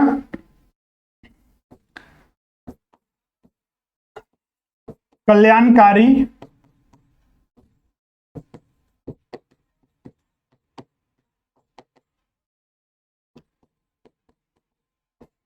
योजनाएं या कार्यक्रम लागू करके। दोनों में अंतर है, ध्यान रखिएगा। सरकार जैसे कि एक मनरेगा कार्यक्रम का हम एग्जांपल लेते हैं। मनरेगा कार्यक्रम आर्थिक विकास को बढ़ावा देने के लिए नहीं लाया गया है, बल्कि एक तरह से एक टेम्पोररी सॉल्यूशन है। एक सरकार एक परमानेंट सॉल्यूशन, अगर हमें मतलब कि अपने देश से बेरोजगारी को कम करना है तो उसके लिए परमानेंट सॉल्यूशन है कि आप उनको अस्थायी रूप से काम दीजिए। अब 10 दिन के लिए आप उनको काम दे रहे हैं, 20 दिन के लिए, मतलब मिनिमम इसमें 100 दिन मिलता है काम, तो 100 दिन के लिए काम आप देते रहे हैं, तो इसका मतलब ये नहीं कि उसका बेरोजगारी खत्म हो गया है, वो तो बेरोजगार कहलाएगा ही। ये एक टेम्पोररी सॉल्यूशन है कि सरकार रोजगार नहीं दे पा रही है, तो लोक लुभावन योजनाएं जो होती है यही होती है। सरकार बोलती है कि हम ये योजना लाए, ये योजना लाए, फ्री में गैस सिलेंडर दे रहे हैं, ये दे रहे हैं, वो दे रहे हैं, वो सब टेम्पोररी सॉल्यूशन है, उससे अस्थायी समाधान नहीं है। क्योंकि उनकी स्थिति तो दिन ब दिन, क्योंकि उनका अगर इनकम नहीं होगा, डेली बेसिस पर पैसे नहीं आएंगे, तो वो परिवार क्या एक दिन नॉर्मली एक बार सिलेंडर वो फ्री में ले लिया, अगली बार सिलेंडर भराने के लिए उसको सोचना पड़ेगा कि पैसे कहां से आएंगे। सरकार तो हर बार नहीं देगी, क्लियर है। या फिर मनरेगा में काम कर, मान लीजिए उसको 120 दिन मिला, तो उसके बाद वो क्या करेगा, अगले साल मिलेगा कि नहीं मिलेगा वो भी गारंटी नहीं है, क्लियर है। तो ये एक समस्या है। तो लेकिन इनसे भी कुछ हद तक उनको सहायता मिलती है, जो कि एक टेम्पोररी सॉल्यूशन बोला जाता है। लेकिन परमानेंट सॉल्यूशन यही है कि आप आर्थिक विकास को बढ़ावा दीजिए, नए नए फैक्ट्रियां लगाइए, उद्योग लगाइए, छोटे छोटे उद्योग को प्रोत्साहन दीजिए या स्वरोजगार को बढ़ावा दीजिए, फाइनेंस उनको कीजिए। आप अगर जैसे कि अभी माइक्रो मुद्रा योजना का आपने नाम सुना होगा, अगर आप छोटे मोटे बिजनेस करना चाहते हैं तो 3 स्तर पर आपको शिशु, किशोर और तरुण के तर्ज पर आपको वहां पर लोन उपलब्ध कराया जाता है 50,000 से 10 लाख रुपया तक, तो आपको स्वरोजगार से जोड़ने के लिए। इसी तरह राज्य सरकार भी अपने स्थानीय स्तर पर, जैसे कि हमारे राज्य में भी बहुत सारी योजनाएं चल रही है। पिछले साल ही आप देखिएगा मुख्यमंत्री श्रमिक योजना शुरुआत की गई, शहरी क्षेत्र के जो अकुशल श्रमिक है उनके लिए बिरसा हरित ग्राम योजना की शुरुआत की गई, पेड़ पौधे लगाने के लिए उसमें रोजगार दिया जाएगा, मनरेगा की तर्ज पर उसमें काम मिलेगा। तो ये भी एक तरह का समस्या को, बेरोजगारी को दूर करने के उपाय है, लेकिन ये परमानेंट सॉल्यूशन नहीं है। परमानेंट सॉल्यूशन ये है कि आप उनको एक नियमित रोजगार दीजिए,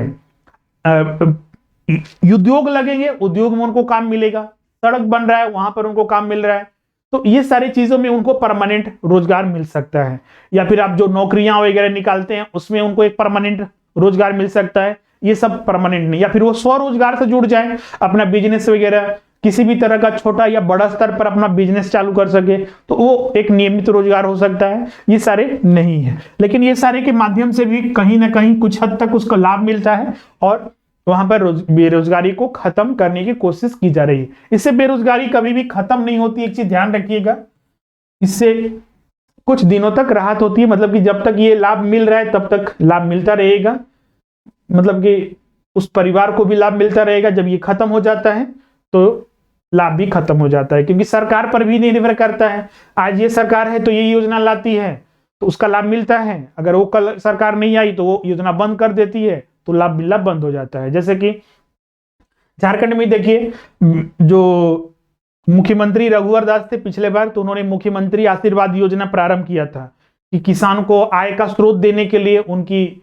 बेरोजगारी स्थिति को ठीक करने के लिए, निर्धनता को ठीक करने के लिए, उनको जितना जमीन उनके पास होगा उनके आधार पर उनको 5,000 रुपया प्रति एकड़ के हिसाब से दिया जाएगा। एक बार मिला उनको, दूसरी बार से मिलना बंद हो गया, क्योंकि नई सरकार आई, उन्होंने इसको बंद कर दिया, उनको लगा कि ये ठीक नहीं है।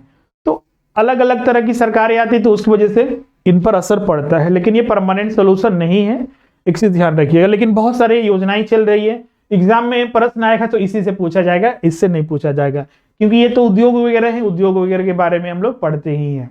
क्लियर है। इसमें आर्थिक विकास को बढ़ावा देकर, जैसे कि स्वरोजगार से लोगों को जोड़ना, स्वरोजगार से लोग कैसे जुड़ सकते हैं, तो उनको वित्त पैसा दीजिए। पैसा कैसे इनको मिलेगा? बैंकों के माध्यम से। तो जैसे कि अभी जनधन योजना के खाते के माध्यम से, या फिर बैंक में लोन के माध्यम से, मुद्रा लोन के माध्यम से, या फिर बहुत सारे अन्य प्रकार के लोन वगैरह स्वरोजगार से जुड़ने के लिए सरकार अनुदान भी देती है। जैसे कि मछुआरे का आप काम कर रहे हैं, मछली पालन कर रहे हैं, पशुपालन कर रहे हैं, तो उसके लिए जैसे कि इस बार के बजट में जो जोड़ा बैल वितरण कार्यक्रम प्रारंभ किया गया झारखंड सरकार के द्वारा, फिर वन आधारित उद्योगों को बढ़ावा देने के लिए उनको अनुदान देने की बात कही गई। तो इससे एक परमानेंट सॉल्यूशन है। तो सरकार दोनों तरह की चलाती है, जिससे कि एक परमानेंट सॉल्यूशन, लेकिन उनकी धीमी गति है। ये ज्यादा तेजी से गति से चलता है, आती ही सरकार पहले योजनाएं लाती है, घोषित करती है, सरकार बनती है, लेकिन ये बहुत ही धीमी गति पर होता है। तो झारखंड में सबसे बड़ी समस्या हमारे यहाँ यही है कि हमारे यहाँ आर्थिक विकास न के बराबर हो रहा है, और हो भी रहा है तो बहुत ही धीमी गति से हो रहा है। क्योंकि हम ये झारखंड स्पेसिफिक तो नहीं पढ़ रहे हैं, हम भारत में पढ़ रहे हैं, भारत में भी लेकिन यही स्थिति है। जितना झारखंड जिस क्षेत्र के लिए वो उसकी कमी है, तो भारत जितना भौगोलिक, जितना बड़ा क्षेत्र है, जितनी बड़ी जनसंख्या है, तो भारत सरकार के द्वारा किया गया कार्य भी उतना ही उसके लिए कम है। और सरकार भी यहाँ पर देखिएगा एक से एक योजनाएं सिर्फ लाती है। योजनाओं कभी कोई आता है तो कोई बंद होता है, तो लाभ लेकिन सीमित होते हैं। चलिए अब कोई कौन योजनाएं जो प्रमुख हैं उस पर हम लोग चर्चा कर लेते हैं। आर्थिक विकास में समझ चुके हैं, इसमें क्या होगा, स्वरोजगार से सरकार लोगों को जोड़ती है, उद्योग वगैरह नए नए खुलते हैं इसमें, तो उद्योगों में लोगों को रोजगार मिलता है। इसके अलावा इसमें जो है एमएसएमई वगैरह की स्थापना की जाती है। फिर इसमें स्किल डेवलपमेंट वगैरह करके उनको प्लेसमेंट वगैरह बड़े बड़े कंपनियों में कराया जाता है। तो ये सारे एक परमानेंट सॉल्यूशन है। क्लियर। इसमें स्किल डेवलपमेंट प्रोग्राम इसके अंतर्गत आएगा, और इनका लाभ जो है इसके अंतर्गत मिलता है। क्लियर है। अब इसके अंतर्गत क्या क्या है उसको हम लोग अब देखते हैं कि कौन कौन से कल्याणकारी योजनाएं और कार्यक्रम चलाई जा रही है, जिसके माध्यम से सरकार जो है, भारत सरकार बेरोजगारी को कम कर रही है। तो पहला इसमें ग्रामीण क्षेत्र पर हम लोग अलग स्टडी करेंगे, और मतलब अलग क्या, मतलब दोनों ग्रामीण क्षेत्रों के लिए कुछ अलग चला रही है सरकार। ध्यान रखिएगा, योजनाएं जो सरकार चलाती है, चूंकि भारत में अधिकतर जो जनसंख्या है वो ग्रामीण में निवास करता है, और ग्रामीण क्षेत्रों में बेरोजगारी जो है वो शहरों से तो कम ही है, लेकिन उसमें गरीबी बहुत ज्यादा है। शहरी क्षेत्रों में भले ही बेरोजगारी का स्तर ऊंचा हो, लेकिन गरीबी उतना ज्यादा व्याप्त वहां पर नहीं है। एक्चुअली ग्रामीण क्षेत्र में बोलिएगा सर, अभी डाटा आपने बताया उसमें ग्रामीण क्षेत्र में ज्यादा बेरोजगारी है, शहरी क्षेत्र मतलब कम बेरोजगारी है शहरी क्षेत्रों के मुकाबले। वहां इसलिए क्योंकि वहां के अधिकतर लोग कृषि क्षेत्र पर निर्भर रहते हैं। वहां पर बेरोजगार किसी को बैठा हुआ नहीं देखिएगा, कुछ ना कुछ वो काम करता रहता है। हाँ, निठल्ला पूरा है, कुछ नहीं करने के लिए कामचोर है, तो वो अलग बात है। तो वहां पर गाँव में जो होते हैं वो अधिकतर लोग कुछ ना कुछ काम करते रहते हैं, चाहे वो कृषि क्षेत्र में कोई उपज कराने के लिए, फसल उगाने के लिए काम करें, या फिर किसी भी स्तर पर वो काम करते रहते हैं। इसलिए वहां पर बेरोजगारी का स्तर, आंकड़े उसके कम देखने को मिलते हैं, लेकिन निर्धनता वहां पर ज्यादा है, क्योंकि वो काम करेगा तो कितना अपने, या तो फसल उगाएगा तो अपने परिवार का भरण पोषण कर सकता है, वो बेच तो मार्केट में नहीं सकता है, तो निर्धनता वहां पर ज्यादा है। क्लियर है। तो इसीलिए सरकार यहाँ पर ग्रामीण क्षेत्रों के लिए अलग योजनाएं लाती है और शहरी क्षेत्रों के लिए अलग योजनाएं लाती है। तो एक एक करके यहाँ पर डिस्कस करते हैं। पहला यहाँ पर आते हैं बेरोजगारी निवारण एवं गरीबी उन्मूलन कार्यक्रम, फिर सामाजिक और आर्थिक सुरक्षा कार्यक्रम, महिला सशक्तिकरण एवं बाल विकास कार्यक्रम, और सामाजिक अवस्थापना से संबंधित कार्यक्रम। मतलब कि इस तरह के 4 तरह के डिवीजन किया हुआ है। भारत में गरीबी और बेरोजगारी निवारण कार्यक्रम, भारत में गरीबी, और ध्यान रखिएगा आगे हम गरीबी अभी आपको नहीं पढ़ा है, गरीबी क्या है, गरीबी के आंकड़े क्या है, अगले वीडियोस में मतलब 6ठा वीडियो में पढ़ाएंगे। लेकिन योजनाएं में दोनों में कुछ कॉमन है बहुत सारे, क्योंकि बेरोजगारी और गरीबी दोनों एक दूसरे से जुड़ा हुआ है। जिसको रोजगार मिल जाएगा उसकी गरीबी अपने आप कम हो जाएगी। क्लियर है। तो बेरोजगार होना गरीबी का कारण है। क्लियर है। गरीबी होना बेरोजगारी का कारण नहीं हो सकता। हाँ, कुछ हद तक है। कोई गरीब व्यक्ति है, उसके पास पूंजी नहीं है, वो बिजनेस कैसे स्टार्ट कर सकता है। लेकिन अभी उपाय हैं बहुत सारे किए जा सकते हैं, कुछ हद तक वो भी कारण होते हैं, लेकिन बेरोजगार जो होगा वो गरीब होगा ही, ये निश्चित है। हाँ, लेकिन अब कोई काम ही नहीं कर रहा है वो अलग बात है, लेकिन ये समस्या होती है। इसीलिए देखिएगा दोनों का योजनाओं को एक दूसरे, जैसे मनरेगा कार्यक्रम रोजगार को भी खत्म करता है, सॉरी हाँ, बेरोजगारी को भी खत्म करता है और गरीबी को भी खत्म करता है। खत्म नहीं, लेकिन उसको कुछ हद तक कम कर देता है। क्लियर है? तो इसलिए जब हम बेरोजगारी और गरीबी की बात करते हैं तो दोनों के लिए कुछ कॉमन योजनाएं होती है। तो उन्हीं को दो वर्गों में यहाँ पर बांटा गया है, ग्रामीण क्षेत्र में और शहरी क्षेत्र में। भारत में गरीबी एवं बेरोजगारी के निवारण के लिए जो कार्यक्रम चलाए गए हैं उन्हें ग्रामीण एवं शहरी क्षेत्र के आधार पर वर्गीकृत किया जा सकता है। इसके अतिरिक्त इन कार्यक्रमों को वर्गीकरण अन्य 4 के आधार पर किया जाता है। मतलब कि जो भारत में जो कार्यक्रम चलाए जा रही योजनाएं, तो गरीबी और बेरोजगारी उन्मूलन तो है ही, इसके अलावा और भी सामाजिक न्याय के लिए भी, जैसे कि सभी को समानता मिल सके। सभी को समानता किस आधार पर है? जैसे कि मान लीजिए किसी के पास अनाज नहीं है और किसी के पास बहुत ज्यादा अनाज है, तो सरकार उनको पीडीएस के माध्यम से, गरीब है वो परिवार का अनाज खरीद नहीं सकता है, हम इक्वालिटी की बात करते हैं। अब उसके पास अनाज है ही नहीं, बिल्डिंग है ही नहीं, तो प्रधानमंत्री आवास योजना के तहत उनको घर, पक्का घर उपलब्ध कराया जाएगा। तो ये समानता, इक्वालिटी, सोशल जस्टिस इसी को बोलते हैं। तो उसके आधार पर भी यहाँ पर वर्गीकरण किया गया है। तो 4 प्रकार के वर्गीकरण किया जाता है कार्यक्रमों को। पहला, गरीबी निवारण और गरीबी उन्मूलन, बेरोजगारी निवारण और गरीबी उन्मूलन कार्यक्रम। दूसरा, सामाजिक और आर्थिक सुरक्षा कार्यक्रम, महिला सशक्तिकरण, बाल विकास कार्यक्रम और सामाजिक अवस्थापना से संबंधित कार्यक्रम।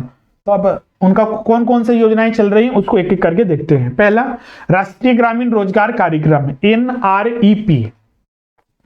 इसके बारे में अगर हम बात करें तो यह योजना, इसमें ध्यान रखिएगा जो भी योजनाएं बताएंगे, जो भी कार्यक्रम बताएंगे, उसमें क्या क्या आपको ध्यान में रखना है।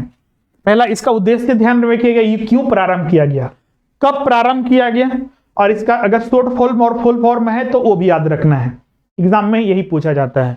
तो पहला देखिए, NREP, राष्ट्रीय ग्रामीण रोजगार कार्यक्रम, ये 1980 में प्रारंभ हुआ था और ये केंद्र सरकार के द्वारा प्रायोजित एक कार्यक्रम है, जिसमें कि वित्तीय साधन जो है केंद्र और राज्य मिलकर 50-50% देती है। मतलब कि इस योजना के अंतर्गत जिसे भी लाभ मिलेगा उसमें वित्तीय सहायता जो केंद्र सरकार और राज्य सरकार दोनों मिलकर देती है। इसका उद्देश्य ग्रामीण क्षेत्रों में रोजगार के नए स्तर को सृजन करना।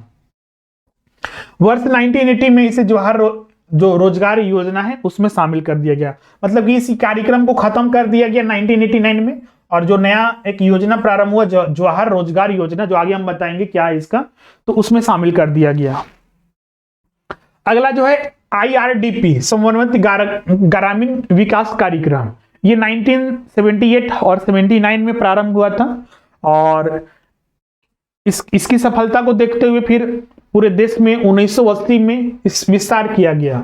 मतलब कि 1978 और 79 में इसे कुछ ही भागों में स्टार्ट हुआ था, लेकिन जब इसकी सफलता दी गई कि ये बेहतर योजना है तो इसको पूरे देश में विस्तार कर दिया गया। और ये एक तरह का गरीबी निवारक और स्वरोजगार योजना थी। सन 1999 ईस्वी में इसे स्वर्ण जयंती रोजगार कार्यक्रम में शामिल कर दिया गया।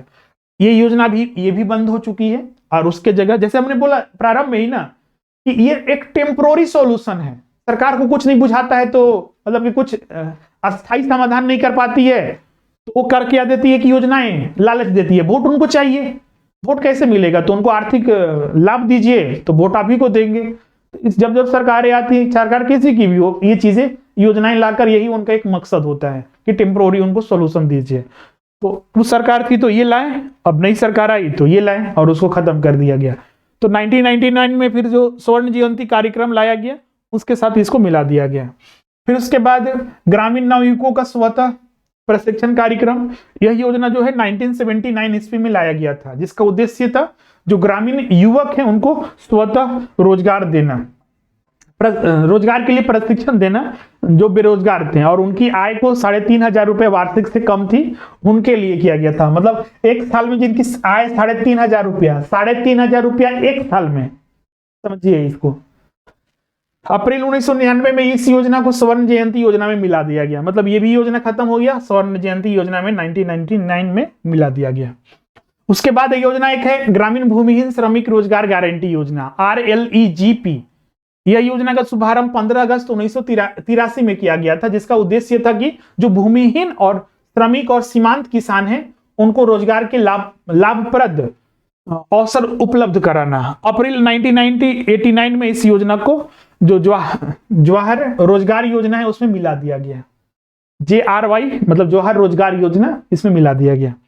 अब आते हैं, अब दो जगह आपने देख लिया जवाहर रोजगार योजना। फिर जवाहर रोजगार योजना जो है ये 28 अप्रैल 1989 को प्रारंभ हुआ था। जो पूर्व की दो योजनाएं NREP और एक RLEGP जो ये था, इनको मिलाकर इसे बनाया गया था। बाद में इंदिरा आवास योजना और 10 लाख कुएं की योजना को जवाहर योजना रोजगार योजना में मिला दिया गया। क्लियर है? तो मतलब कि जवाहर रोजगार योजना भी बंद हो गया, कुछ सालों तक ये भी चला। बाद में इंदिरा आवास योजना आया, आगे आपको बताएंगे कि इंदिरा आवास की योजना भी बंद कर दिया गया 2016 में, और उसके जगह प्रधानमंत्री आवास योजना आया है, ग्रामीण और शहरी। क्लियर है? हाँ, इसमें और भी एक योजना था कि 10 लाख कुएं की योजना, MWS जवाहर योजना की मिला के रख दिया गया। जो जवाहर रोजगार योजना था उसके उद्देश्य यहाँ पर दिए हुए, उसको याद नहीं करना है, बस ध्यान में रखिएगा एक बार, इसको ग्रामीण क्षेत्र के संबंधित था, ये पढ़ लीजिएगा। क्लियर है?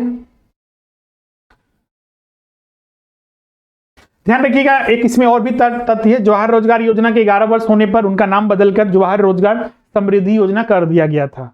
फलतः अब इसे संपूर्ण रोजगार योजना के हिस्से के रूप में माना जाता है। उसके बाद आता है स्वर्ण जयंती ग्राम स्व रोजगार योजना। अभी जैसा कि हमने बताया कि बहुत सारी योजनाओं को बंद करके इसको लाया गया था, तो कुल 6 योजनाओं को बंद करके 1999 में 1 अप्रैल 1999 को इसको लाया गया था। कौन कौन सी योजनाएं थी? तो IDRP, TRY, ACM, IAY, MWS, Chitra, SITRA एवं गंगा कल्याण योजना, इन सभी को मिलाकर इस योजना की शुरुआत की गई। क्लियर है? जून 2011 में इस योजना को नेशनल रूरल लिवलीहुड मिशन में शामिल कर दिया गया। मतलब कि स्वर्ण जयंती ग्राम योजना को भी, इसको भी बंद करके 2011 में, देखिएगा ये सरकारें बदलती हो तो ऐसा होता है। केंद्र मतलब कांग्रेस थी तो अलग योजना थी, बीजेपी आई बीच में तो उनकी अलग योजना उन्होंने बदल दिया, फिर से कांग्रेस आई तो उन्होंने बदल दिया, फिर से बीजेपी आई तो उन्होंने बदल दिया। तो ये चीजें हमेशा देखने को मिलता ही है। क्लियर है यहां तक? अब उसके बाद मनरेगा जो अभी भी चल रहा है, यही एक ऐसी योजना है जो कांग्रेस में लाया गया, बीजेपी में भी चल रहा है। तो चलिए इसके बारे में तथ्य देखते हैं। मनरेगा कार्यक्रम एक मिनिमम मतलब गारंटी योजना के तौर पर है, ये एक एक्ट ही बन चुका है। योजना को खत्म किया जा सकता है, किसी एक्ट को खत्म नहीं किया जा सकता है। खत्म उसका भी है प्रावधान, खत्म किया जा सकता है, लेकिन सामान्यतः उसके लिए बहुत लंबा प्रोसेस होता है, संसद में फिर बिल वगैरह लाना पड़ता है, तो ये थोड़ा टफ कार्य होता है। कोई एक्ट बन जाना मतलब कि आपको लीगली अधिकार मिल चुका है कि अगर इसका लाभ नहीं मिलता है तो आप कोर्ट का भी सहारा ले सकते हैं। अब गरीब परिवार थोड़े लेने जाएगा, लेकिन लीगली ये मिलता है। बहुत सारे NGO वगैरह इसमें काम भी करते हैं, जिसकी सहायता करते हैं। चलिए अब इस योजना के बारे में समझते हैं कि क्या है ये। मनरेगा कार्यक्रम जो है एक तरह का ग्रामीण क्षेत्र के जो अकुशल श्रमिक हैं, अनस्किल्ड वर्कर हैं, उनको 100 दिन मिनिमम रोजगार देने का ये लक्ष्य रखता है। इसकी शुरुआत जो 2005 में की गई थी। पहले ये नरेगा कार्यक्रम का शुभारंभ किया गया था डॉक्टर मनमोहन सिंह के द्वारा 2 फरवरी 2006 को आंध्र प्रदेश के अनंतपुर से किया गया था, और फिर इस योजना को देश के चुने हुए 200 जिलों में लागू किया गया। अभी वर्तमान में देश भर में ये चलाया जाता है। इसके अंतर्गत कम से कम 100 दिनों का रोजगार दिया जाता है, और साथ ही इसमें चूंकि ये मांग के आधार पर काम मिलता है, तो जिस दिन से काम मांगा गया आने वाले 15 दिनों के भीतर आपको काम मिल जाना चाहिए, वरना फिर सरकार रोजगार भत्ता उनको देने का प्रावधान रखी है। 1 अप्रैल 2008 को इसे पूरे देश में लागू कर दिया गया, इसको ध्यान में रखिएगा। पहली बार 2006 में लागू हुआ था, और 1 अप्रैल 2008 से पूरे देश भर में लागू किया गया था मनरेगा कार्यक्रम। और ध्यान रखिएगा इसमें मनरेगा कार्यक्रम में महिलाओं के लिए भी इसमें लाभ देने का लाभार्थी, मतलब जितना भी इसमें लाभ दिया जाएगा उसमें महिलाएं कम से कम 33% होनी चाहिए। क्लियर है? तो अगर एक गांव में 100 लोगों को रोजगार मिलता है तो उसमें 33% महिलाएं ही होनी चाहिए। इसके अलावा मनरेगा के तहत मजदूरों दी जाने वाली मजदूरों की दरों को खेतीहर मजदूरी के उपभोक्ता सूचकांक से संबंध करने की घोषणा 6 जनवरी 2011 में भी की गई थी। क्लियर है? फिर कुछ कुछ वर्षों में इसके लिए बहुत सारे पैसे वगैरह डिस्ट्रीब्यूट किए गए थे, इतना आपको याद नहीं रखना है, ध्यान रखिएगा बस। वर्ष 2008 से लेकर 2012 तक औसतन प्रत्येक वर्ष 5 करोड़ परिवार को इसमें रोजगार उपलब्ध कराया जाता है। इसके अलावा कुल सृजित श्रम दिवसों में अनुसूचित जाति और अनुसूचित जनजाति के लोगों को क्रमशः 51% महिलाओं का हिस्सा, 51% अनुसूचित जाति में और 47% अनुसूचित जनजाति में है। कार्यक्रम प्रारंभ किए जाने के बाद से कुल 146 कार्य किए जा चुके हैं इस योजना के अंतर्गत, तो ये एक महत्वपूर्ण है। क्लियर है? इस योजना में 90% योगदान जो है, मतलब कि जो फंड होता है, जैसे मजदूरी, जैसे अभी मनरेगा, इसको नोट कर लीजिएगा, मनरेगा के अंतर्गत मजदूरी झारखंड में कितना है, अलग अलग राज्यों में मजदूरी की दर अलग अलग है। जैसे हम झारखंड का यहां पर बता रहे हैं, झारखंड में पहले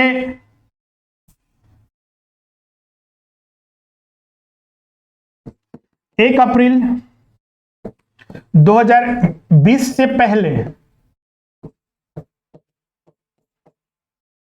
171 रुपया था। 1 अप्रैल 2021 के बाद, सॉरी 2020 के बाद इसमें 23 रुपया का बढ़ोतरी किया, हाँ 23 रुपया के बढ़ोतरी किया गया और 194 रुपया इसको कर दिया गया। मतलब पिछले साल 1 अप्रैल 2020 से 194 रुपया झारखंड में दिया जा रहा है। फिर 1 अप्रैल 2021 से राज्य सरकार ने इसमें कुछ बदलाव किया। केंद्र सरकार के पास प्रपोजल किया, लेकिन केंद्र सरकार ने इस मजदूरी दर को नहीं बढ़ाया। 1 अप्रैल 2021 से झारखंड सरकार ने 194 रुपया जो मिल रहा था वो मिलेगा ही केंद्र सरकार के द्वारा, प्लस इसमें 26 रुपया, 26 नहीं 31 रुपया होगा ये था, प्लस 31 रुपया राज्य सरकार ने बोला कि हम अपने तरफ से देंगे, और कुल अभी 225 रुपया भी मनरेगा मजदूरी के तहत अभी दिया जा रहा है झारखंड में। 225 रुपया मनरेगा मजदूरी मिल रहा है झारखंड में, तो इसको ध्यान में रखिएगा। इसमें जो हिस्सेदारी होती है केंद्र सरकार, ध्यान रखिएगा, इसमें 194 रुपया की बात हो रही है केंद्र सरकार, उसमें भी 10% राज्य सरकार देती है और 90% केंद्र सरकार फंड देती है, और 31 रुपया हो तो राज्य सरकार ने अपने तरफ से बढ़ाया तो राज्य सरकार ही देगी। अभी झारखंड में 1 अप्रैल 2021 से, मतलब इस साल से 225 रुपया है। झारखंड सरकार ने बोला है कि दिसंबर के बाद से, मतलब इस साल के अंत तक, अब अंत तो हो ही चुका है, 5 लाख का रोजगार का भी उनका था लेकिन मिला तो नहीं है, तो इसको 300 रुपया करने का प्रपोजल है, लेकिन अभी तक हुआ नहीं है। अगर होगा तो हम अपडेट करवा देंगे। अभी 225 रुपया, इसको नोट कर लीजिएगा। अब इसके बाद और भी कार्यक्रम है, जैसे कि अगला है राष्ट्रीय ग्रामीण आजीविका मिशन NRLM। इसकी शुरुआत जो की गई थी 2 जून 2021 को। इसका उद्देश्य था जो ग्राम स्तर पर स्वयं सहायता समूह को गठित करना, जो कि आप देखते भी होंगे स्वयं सहायता समूह, और इसमें रोजगार का सृजन करना, और कुछ उसमें पैसे वगैरह दे दिए जाते हैं कि अगर आप छोटे मोटे बिजनेस करना चाहते हैं तो फंड वगैरह दिए जाते हैं। अगला जो है इसमें कौशल विकास कार्यक्रम। इसमें ये जो 11वीं पंचवर्षीय योजना में इसकी शुरुआत की गई थी। 11वीं पंचवर्षीय योजना बता चुके हैं कब से कब थी, 7 से 12, और इसका उद्देश्य था पूरे देश में व्यापक स्तर पर कुशलता, जैसे कि अभी बता रहे थे ना कि हमारे देश में स्किल्ड वर्कर की बहुत ज्यादा कमी है, तो सरकार इसीलिए बहुत सारे स्किल डेवलपमेंट प्रोग्राम लाई है, जैसे कि कंप्यूटर का हर किसी के पास नॉलेज हो, कंप्यूटर में काम करने का नॉलेज हो। अभी देखिएगा कंप्यूटर ऑपरेटर की बहुत ज्यादा डिमांड होती है, लेकिन तब भी बहुत सारे वर्कर बहुत ज्यादा बेहतर नहीं मिल पाते हैं, क्योंकि उनको बहुत सारे कंप्यूटर की नॉलेज सही जानकारी नहीं होती है, तो ये भी कारण होता है। इसलिए ये सारे ट्रेनिंग स्किल वगैरह चलाए जाते हैं। इसका उद्देश्य देश भर में लोगों की कुशलता में वृद्धि लाकर न कि बेरोजगार एवं गरीबी की समस्या से बाहर लेना, बल्कि देश के आर्थिक विकास को में भी प्रोत्साहित करेंगे। अन्नपूर्णा योजना, ये 2 अक्टूबर 2000 को ये प्रारंभ किया गया था। ये उत्तर प्रदेश के गाजियाबाद से प्रारंभ हुआ था, जिसमें निर्धन लोगों को 110 किलो अनाज बिना मूल्य के प्रतिमाह देने का लक्ष्य रखा गया था। फिर अंत्योदय अन्न योजना, ये 25 दिसंबर 2000 को प्रारंभ हुआ था प्रधानमंत्री अटल बिहारी वाजपेयी के द्वारा, और इसमें 2 रुपए प्रति किलो की दर की दर से गेहूं और 3 रुपए प्रति किलो दर की दर से चावल और मोटे अनाज भी इसमें मिलता है 1 रुपया प्रति किलो दर से। पहले इसमें 25 किलो ही मिलता था, बाद में लेकिन इसको बढ़ाकर 35 किलो कर दिया गया है। अभी पीडीएस के माध्यम से, पब्लिक डिस्ट्रीब्यूशन सिस्टम, जो डीलर होते हैं, सार्वजनिक वितरण प्रणाली के तहत इसमें करीब जो है वहां पर 35 किलो एक परिवार में प्रति व्यक्ति दिया जाता है। एक परिवार को ही दिया जाता है, प्रत्येक परिवार को दिया जाता है। उसके बाद जनश्री बीमा योजना, और इसका प्रारंभ जो किया गया था 10 अगस्त 2000 को किया गया था, जिसका उद्देश्य था गरीबी रेखा से जो नीचे रहने वाले हैं या थोड़ा उससे ऊपर रहने वाले ग्रामीण और शहरी व्यक्तियों को जीवन बीमा सुरक्षा प्रदान करना। इसमें कि खेतिहर मजदूर वगैरह को बीमा माना जाता था और भूमिहीन कृषकों को प्रारंभ की गई थी। और इसके अंतर्गत 60 वर्ष से अधिक आयु वर्ग के लोगों को 100 रुपये प्रति माह का पेंशन देना भी लक्ष्य रखा गया था।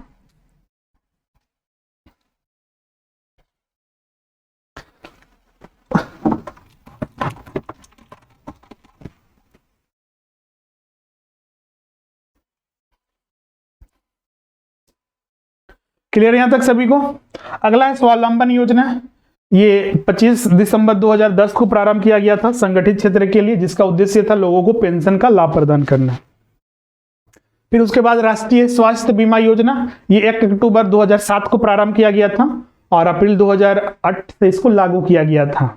इसका उद्देश्य था बीपीएल परिवार को जो पारिवारिक उत्प्लावक आधार पर प्रति परिवार, मतलब प्रति परिवार प्रत्येक वर्ष 30,000 रुपए का स्मार्ट कार्ड आधारित धन रहित स्वास्थ्य बीमा प्रदान करना।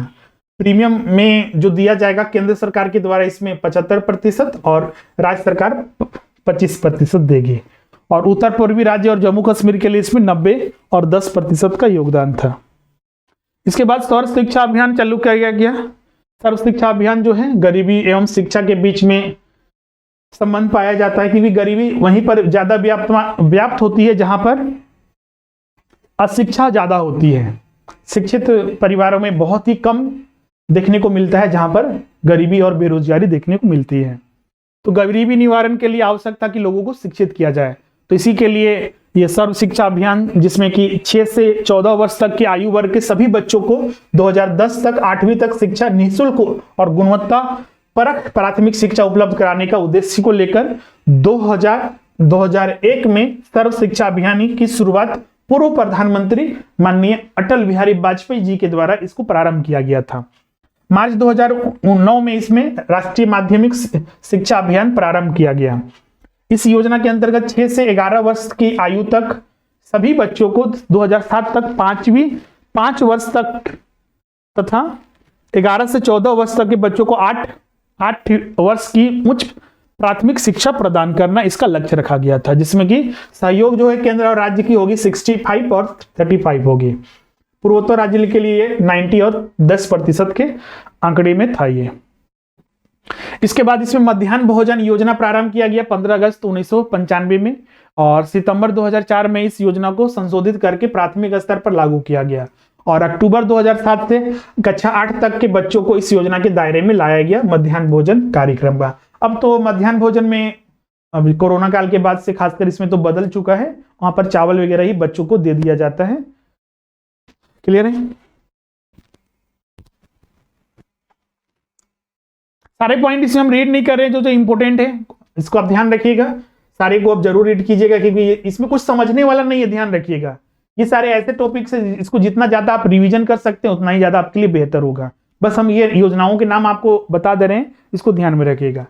ध्यान रखिएगा इसे मध्याह्न भोजन में जो है 75 और 25% का रेशियो है और पूर्वोत्तर राज्य समझ रहे हैं ना, जो ये 7 राज्य जो है इधर अरुणाचल प्रदेश, सिक्किम, जो सिक्किम नहीं, नागालैंड हो गया, असम हो गया, मिजोरम हो गया, तो ये सारे 7 जो राज्य हैं उनके लिए है। तो उनके लिए जो है वो 90% सरकार देगी और 10% वो राज्य सरकार को देना होगा, तो उनके लिए अलग है। इसके अलावा साक्षर भारत योजना प्रारंभ किया गया सितंबर 2009 में। इसमें लक्ष्य रखा गया कि राष्ट्रीय साक्षरता मिशन को पुनर्गठित किया जाए और 7 करोड़ वयस्कों को साक्षर बनाया जाए। गोकुल ग्राम योजना, इसके अंतर्गत गांवों को आत्मनिर्भर बनाने के लिए गुजरात सरकार द्वारा प्रारंभ की गई थी, जिसमें कि गांव का चयन किया गया प्रत्येक गांव का चयन किया गया और 15 लाख रुपए की सहायता देने का प्रावधान किया गया था। विद्या वाहिनी योजना, इसमें इंटरनेट और इंट्रानेट के माध्यम से 60,000 सरकारी और सरकारी सहायता विद्यालयों को शिक्षा उपलब्ध कराने उद्देश्य से जून 2003 से प्रारंभ की गई। इस योजना के अंतर्गत उत्तर प्रदेश के लखनऊ और इलाहाबाद, झारखंड से हजारीबाग, गुजरात से गांधीनगर और महाराष्ट्र से औरंगाबाद, पश्चिमी बंगाल से दक्षिण 24 परगना और उत्तर प्रदेश से बिचूर को शामिल किया गया था। इसके बाद आंगनबाड़ी केंद्र था शहरी और ग्रामीण क्षेत्रों में खोले गए थे, जिसका मुख्य उद्देश्य 300 दिनों के लिए स्वास्थ्य, पोषाहार, शिक्षा एवं संदर्भित सेवाओं के अतिरिक्त अनौपचारिक शिक्षा प्रदान करना। इसमें कार्यकर्ताओं का चयन किया जाता था और उसी क्षेत्र की महिलाओं में किया जाता था। इसे यह आईसीडीसी के तहत भी जोड़ा गया था इसमें। इसके बाद जो है सार्वजनिक स्वास्थ्य बीमा योजना 2003 में यह प्रारंभ किया गया था। निःशुल्क स्वास्थ्य बीमा प्रदान किया जाता है सरकार को जो गरीबी रेखा के नीचे है इसमें, और इसके अंतर्गत जो है सरकार जो है केंद्र सरकार 550 रुपया के जीवन बीमा कंपनियों को प्रीमियम के रूप में देती है। उसके बाद राष्ट्रीय स्वास्थ्य बीमा योजना अक्टूबर 2007 में इसे प्रारंभ किया गया था और जो लागू हुआ 1 अप्रैल 2008 से। इस योजना के द्वारा जो असंगठित क्षेत्र में काम करने वाले जो गरीबी रेखा से नीचे के मजदूर हैं उनको प्रत्येक श्रमिक और परिवार को 30,000 रुपए की जो परिवार स्वास्थ्य बीमा प्रदान करने का लक्ष्य रखा गया। 10/11 में इसे मनरेगा में जोड़ दिया गया था, मतलब बंद कर दिया गया इसको। फिर उसके बाद राष्ट्रीय ग्रामीण स्वास्थ्य मिशन, इसके तहत इसकी जो शुरुआत की गई थी 12 अप्रैल 2005 को की गई थी। इसका उद्देश्य था ग्रामीण क्षेत्रों में निर्धनता परिवार को वहनीय विश्वसनीय गुणवत्तापूर्वक स्वास्थ्य सेवाएं उपलब्ध कराना।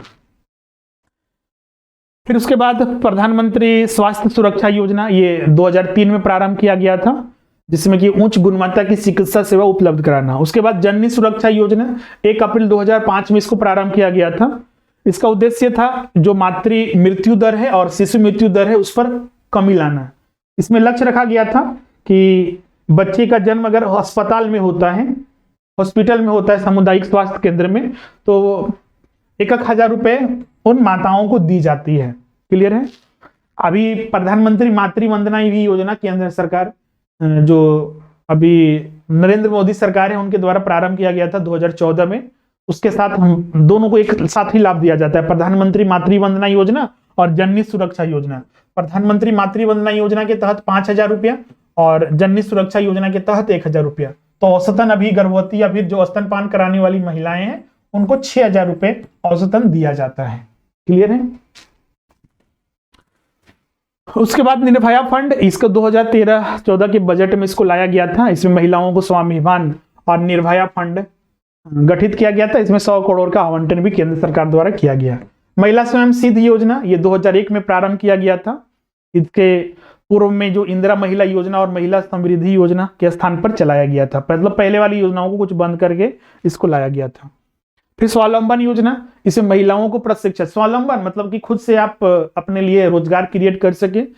इसमें महिलाओं को प्रशिक्षण और कुशलता प्रदान करने के लिए 2001 में इसे प्रारंभ किया गया था।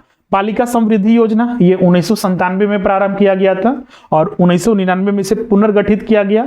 और इसके अंतर्गत आंगनबाड़ी जो केंद्रीय किशोरी शक्ति योजना है और किशोरी पोषाहार कार्यक्रम, उसको सम्मिलित कर दिया गया था। उसके बाद आता है धन लक्ष्मी योजना, ये 2008 में प्रारंभ किया गया था। इसके अंतर्गत बालिकाओं के जन्म एवं पंजीकरण, टीकाकरण और कक्षा 8 तक की पढ़ाई करने पर एक निश्चित राशि उनके परिवार को दी जाती थी। राष्ट्रीय साक्षरता मिशन, ये 5 मई 1988 ईस्वी को प्रारंभ हुआ था। इसे सितंबर 2009 को साक्षरता भारत योजना में शामिल कर दिया गया था। उसके बाद है फिर ग्रामीण अवसंरचना और विकास कार्यक्रम। इसके अंतर्गत जो है भारत जो ग्रामीण और जो शहरी एकीकरण एवं समाज के निर्धन और जो वंचित वर्ग हैं उनको समान पद्धति के तहत तैयार करने के लिए उद्देश्य से ग्रामीण अवसंरचना का निर्माण करना, उनको प्राथमिकता दी जा रही है। और इसके अंतर्गत क्या क्या चलाया जा रहा है उसका यहाँ पर निम्न है। जैसे भारत निर्माण कार्यक्रम, ध्यान रखिए ये ग्रामीण अवसंरचना और विकास को बढ़ावा देने के लिए, ग्रामीण क्षेत्रों में विकास को बढ़ावा देने के लिए बहुत सारी योजनाएं चलाई गई। भारत निर्माण कार्यक्रम, हम नाम बता दे रहे हैं, इसमें बहुत सारे कार्यक्रम हैं, उसको आप एक बार रीड कर लीजिएगा। 3-4 चीजें ध्यान रखिएगा। ये कब प्रारंभ हुआ वो वर्ष, और इसका ऑब्जेक्टिव उद्देश्य क्या है, और इससे कुछ संबंधित तथ्य हैं, जैसे कि कहीं कहीं देखिएगा योजना में दिया हुआ है 75-25% केंद्र सरकार राज्य सरकार के द्वारा, तो कुछ स्पेसिफिक। हाँ, जिसका नहीं दिया हुआ है उसके लिए आपको अलग से टेंशन नहीं लेना है, जो दिया हुआ है सिर्फ उसी को पढ़िएगा। और इसमें एक और चीज क्या करेंगे कि केंद्र सरकार, जो मोदी सरकार की जितने भी योजनाएं हैं आने के बाद, ज्यादातर आप सोचिएगा सर कि लेटेस्ट वाली योजनाएं आती है एग्जाम में, बिल्कुल वही आती है। इसको इसलिए पढ़ रहे हैं हम लोग क्योंकि ये गरीबी निवारण और बेरोजगारी निवारण कार्यक्रम से संबंधित है, इसलिए इसको यहाँ पर पढ़ रहे हैं इन सारे पुराने वाले को भी। फिर इसके अलावा इसमें इंदिरा आवास योजना जो बाद में बदल दिया गया प्रधानमंत्री आवास योजना के तहत, फिर प्रधानमंत्री आदर्श ग्राम योजना, राष्ट्रीय शहरी स्वास्थ्य मिशन, फिर प्रधानमंत्री ग्राम सड़क योजना 2000 में ये प्रारंभ हुआ था। फिर उसके बाद जवाहरलाल नेहरू राष्ट्रीय शहरी नवीनीकरण योजना, राष्ट्रीय आवास योजना 2011 में प्रारंभ हुआ था।